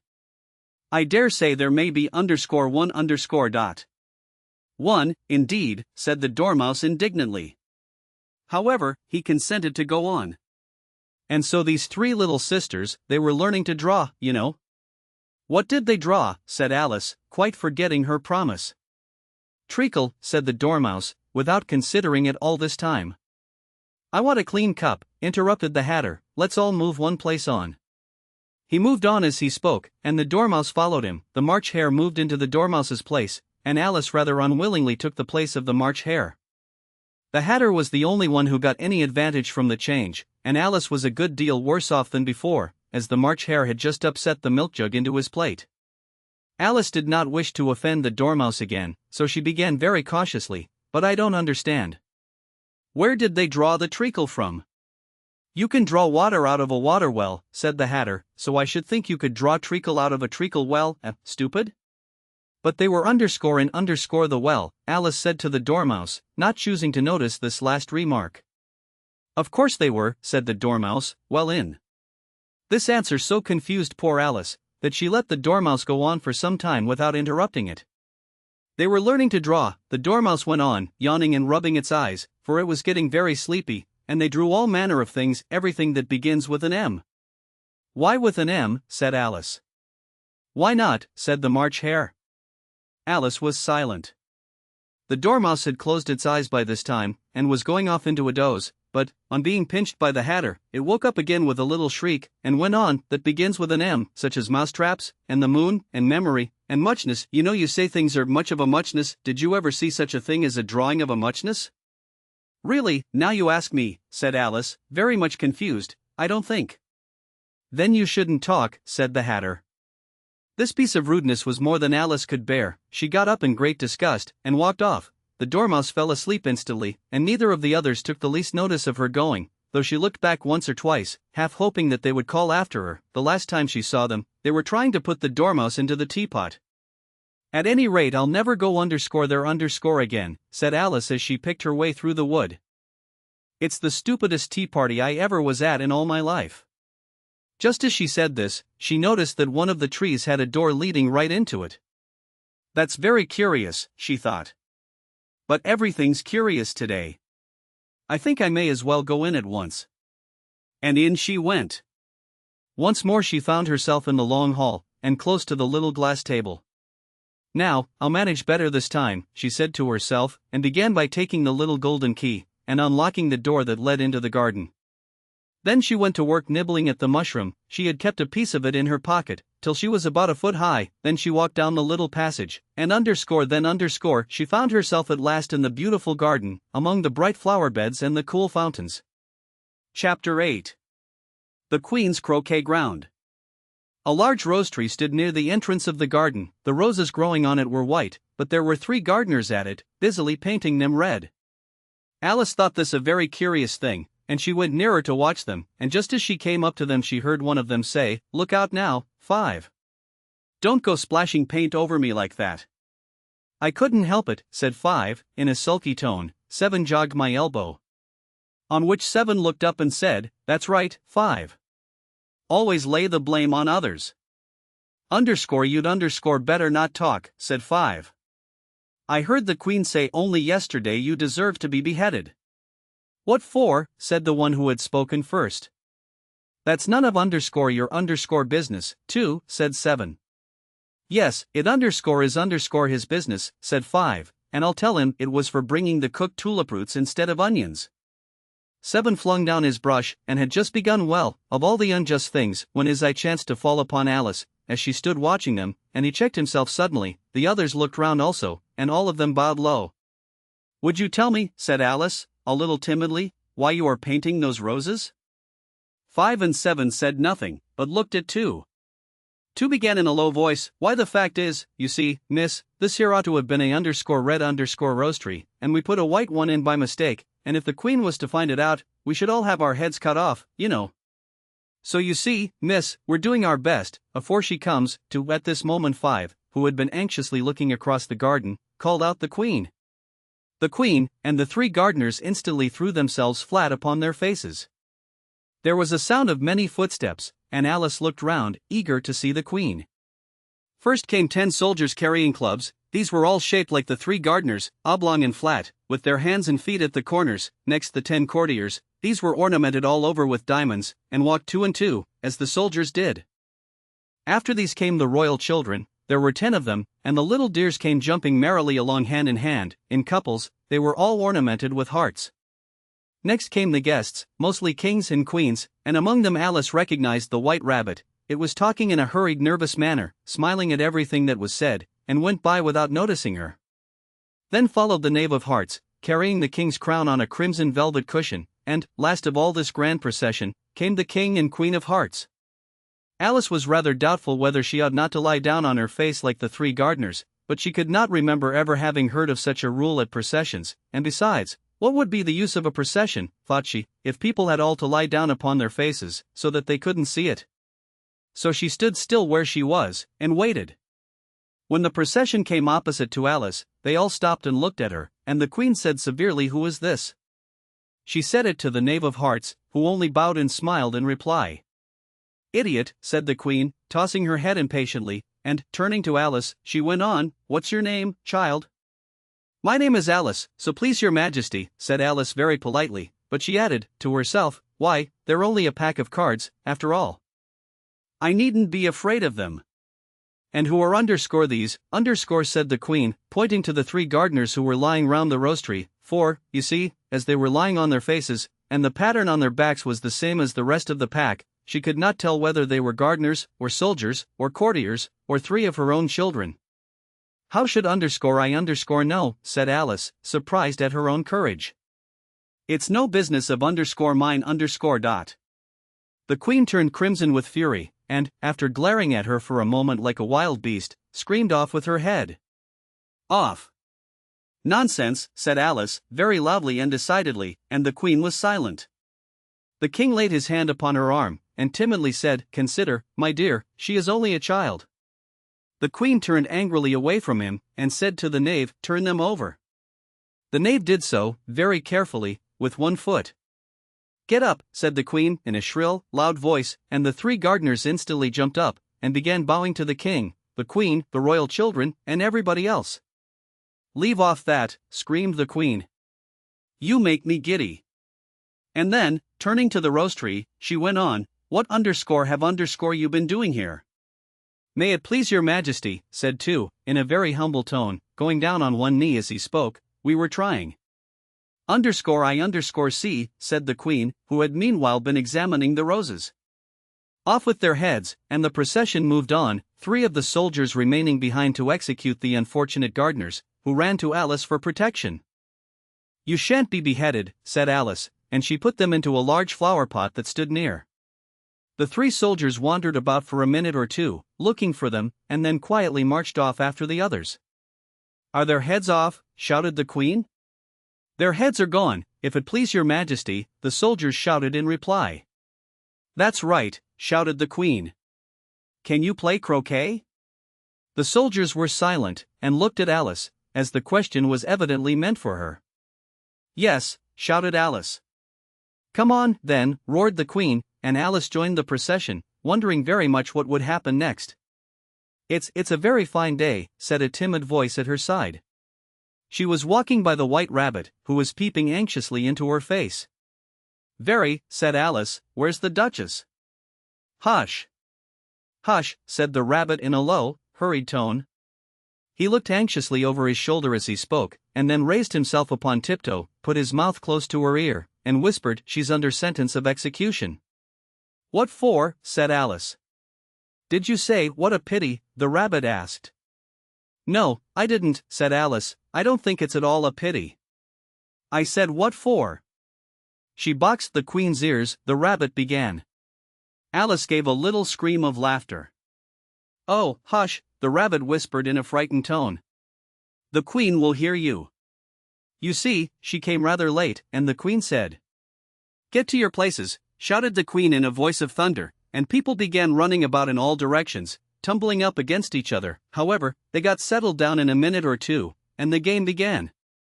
Alice thought she had never seen such a curious croquet ground in her life. It was all ridges and furrows, the balls were live hedgehogs, the mallets lived flamingos, and the soldiers had to double themselves up and to stand on their hands and feet, to make the arches. The chief difficulty Alice found at first was in managing her flamingo. She succeeded in getting its body tucked away, comfortably enough, under her arm, with its legs hanging down, but generally, just as she had got its neck nicely straightened out, and was going to give the hedgehog a blow with its head, it would twist itself round and look up in her face, with such a puzzled expression that she could not help bursting out laughing, and when she had got its head down, and was going to begin again, it was very provoking to find that the hedgehog had unrolled itself, and was in the act of crawling away. Besides all this, there was generally a ridge or furrow in the way wherever she wanted to send the hedgehog to, and, as the doubled-up soldiers were always getting up and walking off to other parts of the ground, Alice soon came to the conclusion that it was a very difficult game indeed. The players all played at once without waiting for turns, quarreling all the while, and fighting for the hedgehogs, and in a very short time the queen was in a furious passion, and went stamping about, and shouting "off with his head," or "off with her head," about once in a minute. Alice began to feel very uneasy. To be sure, she had not as yet had any dispute with the queen, but she knew that it might happen any minute, and then, thought she, what would become of me? They're dreadfully fond of beheading people here. The great wonder is, that there's anyone left alive.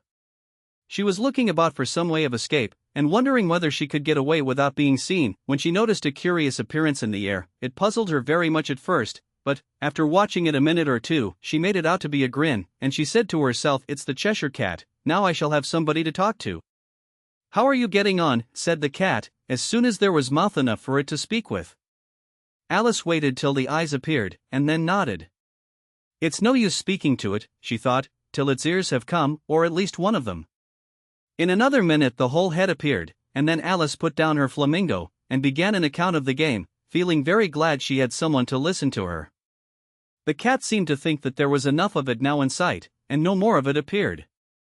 "I don't think they play it all fairly," Alice began, in rather a complaining tone, "and they all quarrel so dreadfully one can't hear oneself speak, and they don't seem to have any rules in particular. At least, if there are, nobody attends to them, and you've no idea how confusing it is, all the things being alive. For instance, there's the arch I've got to go through next, walking about at the other end of the ground, and I should have croqueted the queen's hedgehog just now, only it ran away when it saw mine coming." "How do you like the queen?" said the cat in a low voice. "Not at all," said Alice, "she's so extremely—" Just then she noticed that the queen was close behind her, listening, so she went on, "likely to win, that it's hardly worth while finishing the game." The queen smiled and passed on. "Who are you talking to?" said the king, going up to Alice, and looking at the cat's head with great curiosity. "It's a friend of mine, a Cheshire Cat," said Alice. "Allow me to introduce it." "I don't like the look of it at all," said the king. "However, it may kiss my hand if it likes." "I'd rather not," the cat remarked. "Don't be impertinent," said the king, "and don't look at me like that." He got behind Alice as he spoke. "A cat may look at a king," said Alice. "I've read that in some book, but I don't remember where." "Well, it must be removed," said the king very decidedly, and he called the queen, who was passing at the moment, "My dear, I wish you would have this cat removed." The queen had only one way of settling all difficulties, great or small. "Off with his head," she said, without even looking round. "I'll fetch the executioner myself," said the king eagerly, and he hurried off. Alice thought she might as well go back, and see how the game was going on, as she heard the queen's voice in the distance, screaming with passion. She had already heard her sentence 3 of the players to be executed for having missed their turns, and she did not like the look of things at all, as the game was in such confusion that she never knew whether it was her turn or not. So she went in search of her hedgehog. The hedgehog was engaged in a fight with another hedgehog, which seemed to Alice an excellent opportunity for croqueting one of them with the other. The only difficulty was, that her flamingo was gone across to the other side of the garden, where Alice could see it trying in a helpless sort of way to fly up into a tree. By the time she had caught the flamingo and brought it back, the fight was over, and both the hedgehogs were out of sight. But it doesn't matter much, thought Alice, as all the arches are gone from this side of the ground. So she tucked it away under her arm, that it might not escape again, and went back for a little more conversation with her friend. When she got back to the Cheshire Cat, she was surprised to find quite a large crowd collected round it. There was a dispute going on between the executioner, the king, and the queen, who were all talking at once, while all the rest were quite silent, and looked very uncomfortable. The moment Alice appeared, she was appealed to by all 3 to settle the question, and they repeated their arguments to her, though, as they all spoke at once, she found it very hard indeed to make out exactly what they said. The executioner's argument was that you couldn't cut off a head unless there was a body to cut it off from, that he had never had to do such a thing before, and he wasn't going to begin at his time of life. The king's argument was that anything that had a head could be beheaded, and that you weren't to talk nonsense. The queen's argument was that if something wasn't done about it in less than no time she'd have everybody executed, all round. It was this last remark that had made the whole party look so grave and anxious. Alice could think of nothing else to say but, "It belongs to the Duchess, you'd better ask her about it." "She's in prison," the queen said to the executioner, "fetch her here." And the executioner went off like an arrow. The cat's head began fading away the moment he was gone, and, by the time he had come back with the Duchess, it had entirely disappeared, so the king and the executioner ran wildly up and down looking for it, while the rest of the party went back to the game. Chapter 9. The Mock Turtle's Story. "You can't think how glad I am to see you again, you dear old thing," said the Duchess, as she tucked her arm affectionately into Alice's, and they walked off together. Alice was very glad to find her in such a pleasant temper, and thought to herself that perhaps it was only the pepper that had made her so savage when they met in the kitchen. "When I'm a Duchess," she said to herself, not in a very hopeful tone though, "I won't have any pepper in my kitchen at all. Soup does very well without, maybe it's always pepper that makes people hot-tempered," she went on, very much pleased at having found out a new kind of rule, "and vinegar that makes them sour, and chamomile that makes them bitter, and barley sugar and such things that make children sweet-tempered. I only wish people knew that, then they wouldn't be so stingy about it, you know." She had quite forgotten the Duchess by this time, and was a little startled when she heard her voice close to her ear. "You're thinking about something, my dear, and that makes you forget to talk. I can't tell you just now what the moral of that is, but I shall remember it in a bit." "Perhaps it hasn't one," Alice ventured to remark. "Tut, tut, child," said the Duchess. "Everything's got a moral, if only you can find it." And she squeezed herself up closer to Alice's side as she spoke. Alice did not much like keeping so close to her, first, because the Duchess was very ugly, and secondly, because she was exactly the right height to rest her chin upon Alice's shoulder, and it was an uncomfortably sharp chin.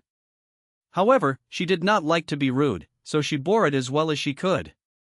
"The game's going on rather better now," she said, by way of keeping up the conversation a little. "'Tis so," said the Duchess, "and the moral of that is, oh, 'tis love, that makes the world go round." "Somebody said," Alice whispered, "that it's done by everybody minding their own business." "Ah, well. It means much the same thing," said the Duchess, digging her sharp little chin into Alice's shoulder as she added, "and the moral of that is, take care of the sense, and the sounds will take care of themselves."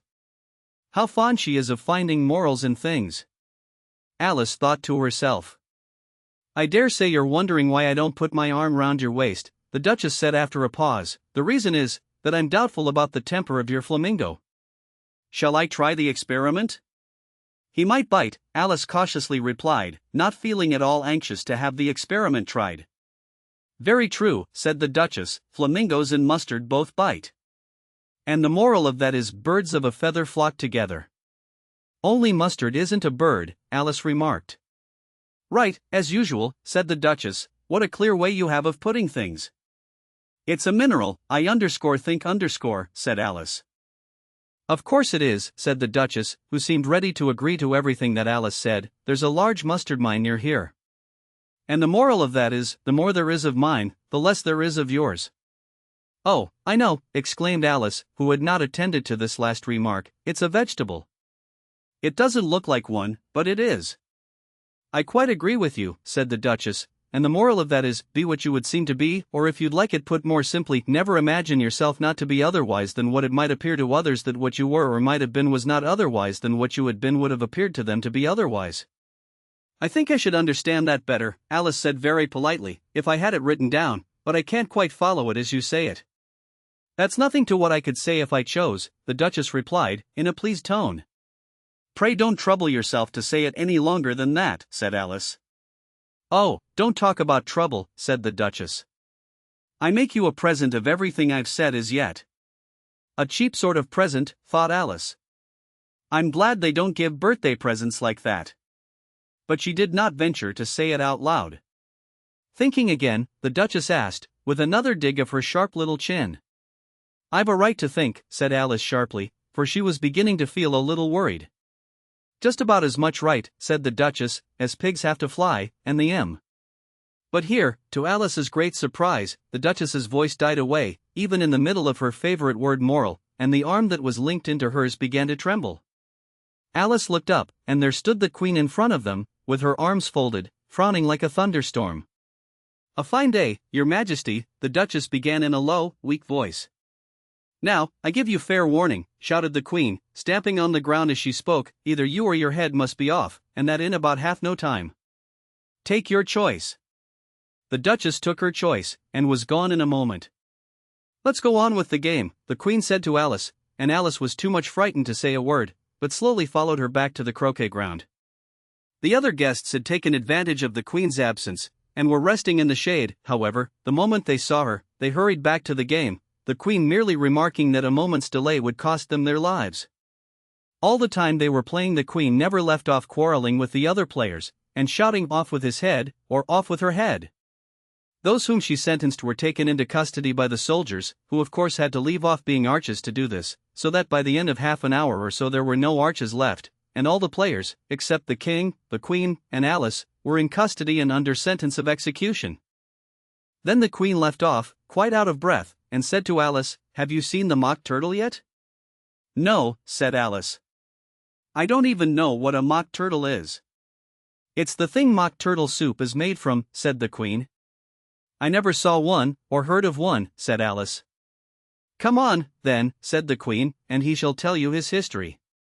As they walked off together, Alice heard the King say in a low voice, to the company generally, "You are all pardoned." "Come, that's a good thing," she said to herself, for she had felt quite unhappy at the number of executions the Queen had ordered. They very soon came upon a griffin, lying fast asleep in the sun. If you don't know what a griffin is, look at the picture. "Up, lazy thing," said the Queen, "and take this young lady to see the Mock Turtle, and to hear his history. I must go back and see after some executions I have ordered," and she walked off, leaving Alice alone with the griffin. Alice did not quite like the look of the creature, but on the whole she thought it would be quite as safe to stay with it as to go after that savage Queen, so she waited. The griffin sat up and rubbed its eyes, then it watched the Queen till she was out of sight, then it chuckled. "What fun," said the griffin, half to itself, half to Alice. "What is the fun," said Alice. "Why, said the griffin. "It's all her fancy, that, they never executes nobody, you know. Come on." Everybody says come on, here, thought Alice, as she went slowly after it. "I never was so ordered about in all my life, never." They had not gone far before they saw the Mock Turtle in the distance, sitting sad and lonely on a little ledge of rock, and, as they came nearer, Alice could hear him sighing as if his heart would break. She pitied him deeply. "What is his sorrow?" she asked the griffin, and the griffin answered, very nearly in the same words as before, "It's all his fancy, that, he hasn't got no sorrow, you know. Come on." So they went up to the Mock Turtle, who looked at them with large eyes full of tears, but said nothing. "This here young lady," said the griffin, "she wants for to know your history, she do." "I'll tell it her," said the Mock Turtle in a deep, hollow tone. "Sit down, both of you, and don't speak a word till I've finished." So they sat down, and nobody spoke for some minutes. Alice thought to herself, "I don't see how he can ever finish, if he doesn't begin." But she waited patiently. "Once," said the Mock Turtle at last, with a deep sigh, "I was a real turtle." These words were followed by a very long silence, broken only by an occasional exclamation of "HJCKRRH" from the griffin, and the constant heavy sobbing of the Mock Turtle. Alice was very nearly getting up and saying, "Thank you, sir, for your interesting story," but she could not help thinking there must be more to come, so she sat still and said nothing. "When we were little," the Mock Turtle went on at last, more calmly, though still sobbing a little now and then, "we went to school in the sea. The master was an old turtle, we used to call him Tortoise." "Why did you call him Tortoise, if he wasn't one?" Alice asked. "We called him Tortoise because he taught us," said the Mock Turtle angrily. "Really, you are very dull." "You ought to be ashamed of yourself for asking such a simple question," added the griffin, and then they both sat silent and looked at poor Alice, who felt ready to sink into the earth. At last the Gryphon said to the Mock Turtle, "Drive on, old fellow. Don't be all day about it," and he went on in these words. "Yes, we went to school in the sea, though you mayn't believe it." "I never said I didn't," interrupted Alice. "You did," said the Mock Turtle. "Hold your tongue," added the Gryphon, before Alice could speak again. The Mock Turtle went on. "We had the best of educations, in fact, we went to school every day." I've been to a day school, too," said Alice. "You needn't be so proud as all that." "With extras?" asked the Mock Turtle a little anxiously. "Yes," said Alice, "we learned French and music." "And washing," said the Mock Turtle. "Certainly not," said Alice indignantly. "Ah! Then yours wasn't a really good school," said the Mock Turtle in a tone of great relief. Now at _ours_ they had at the end of the bill, French, music, and washing extra.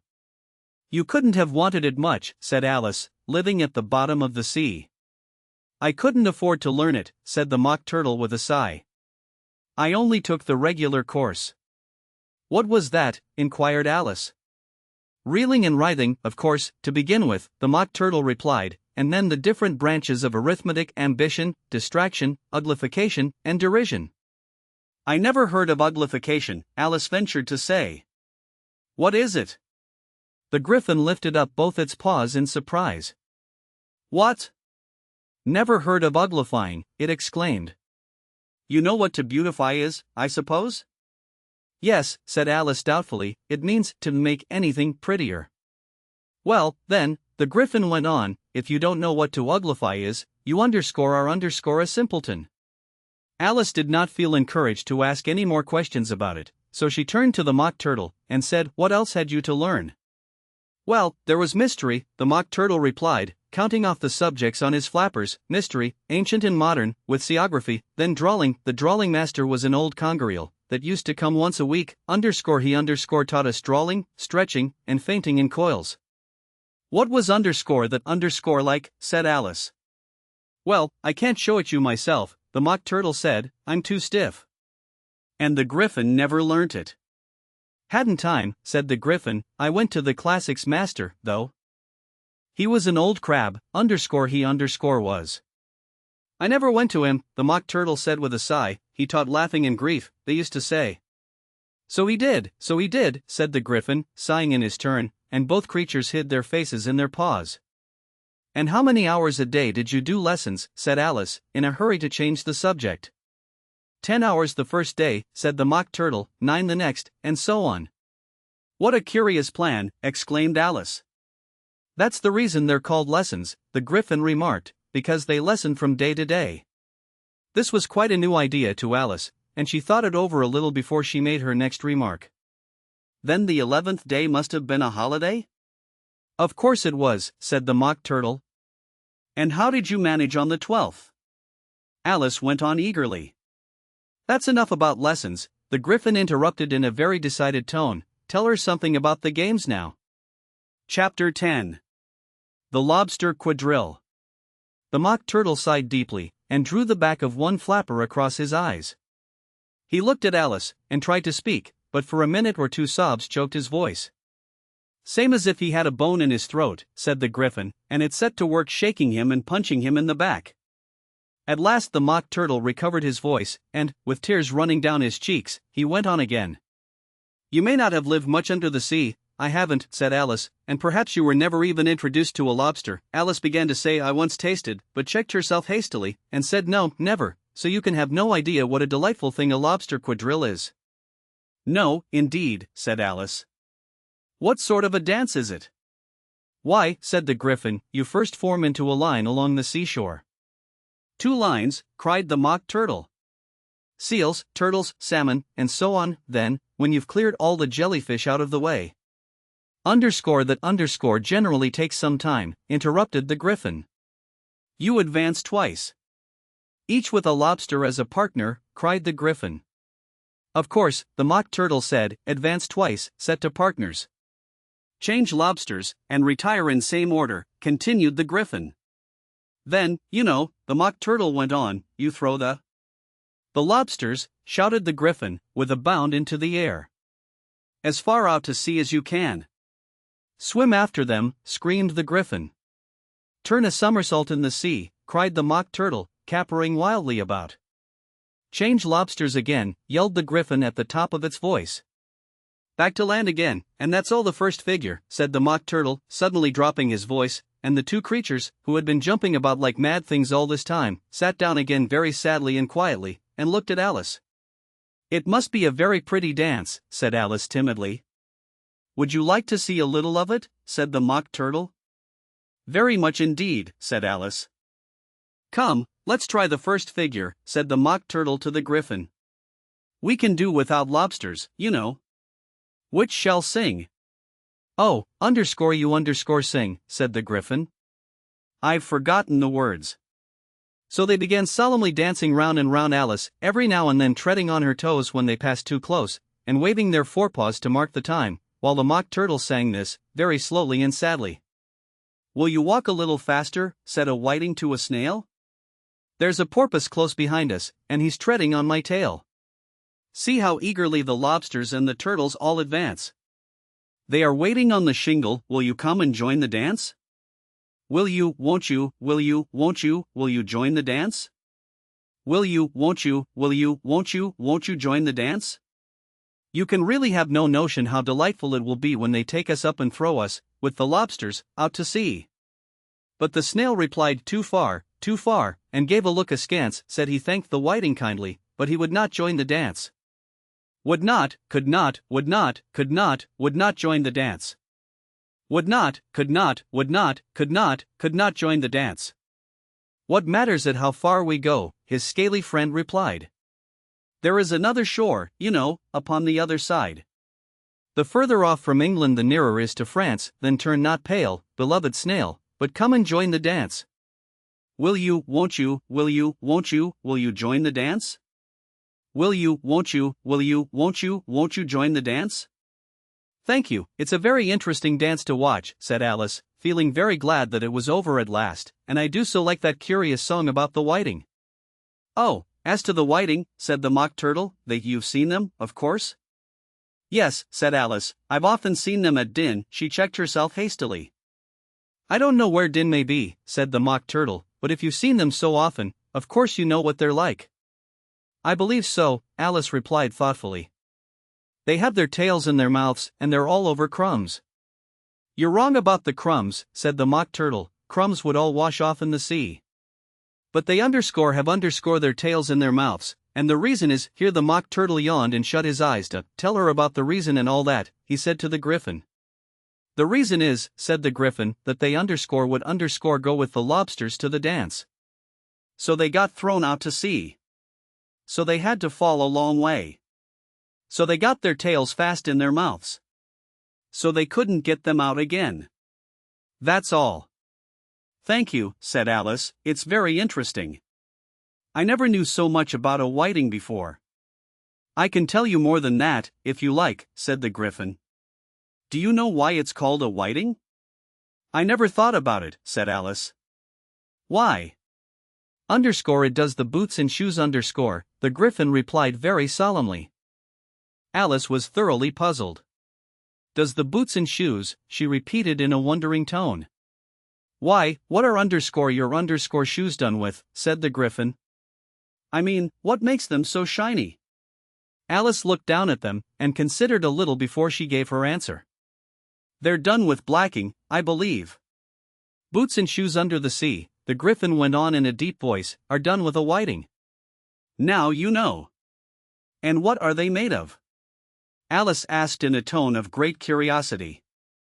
Soles and eels, of course, the Gryphon replied rather impatiently, any shrimp could have told you that.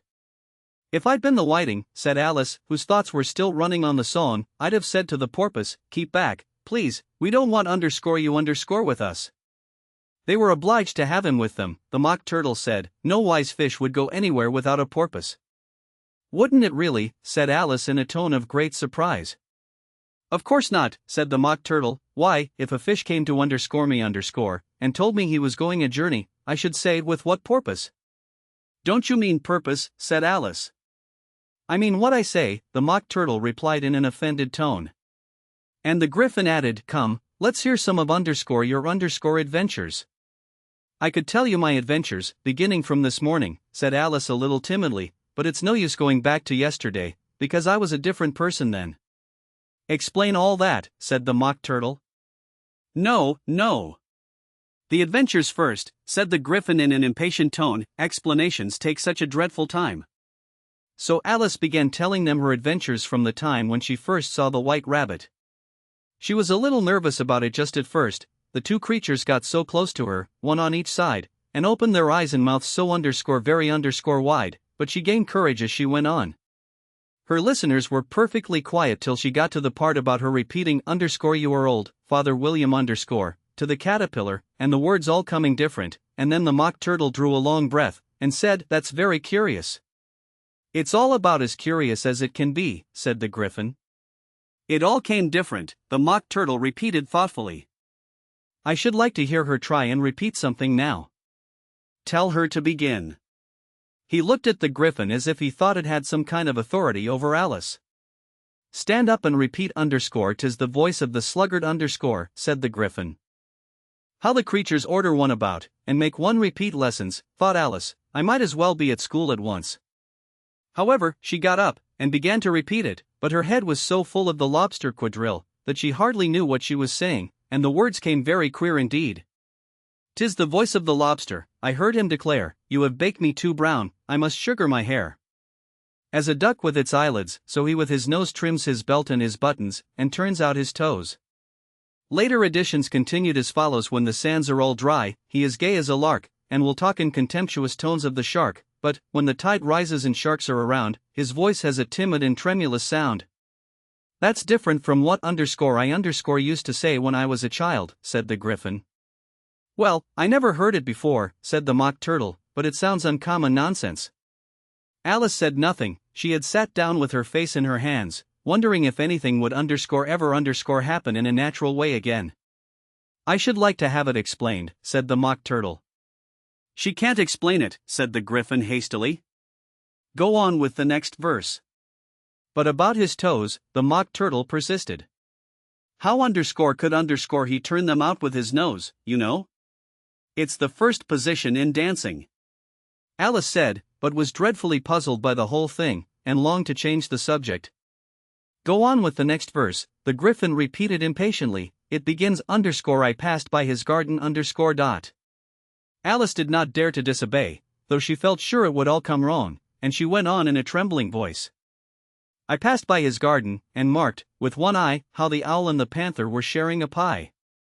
Later editions continued as follows: the panther took pie crust, and gravy, and meat, while the owl had the dish as its share of the treat.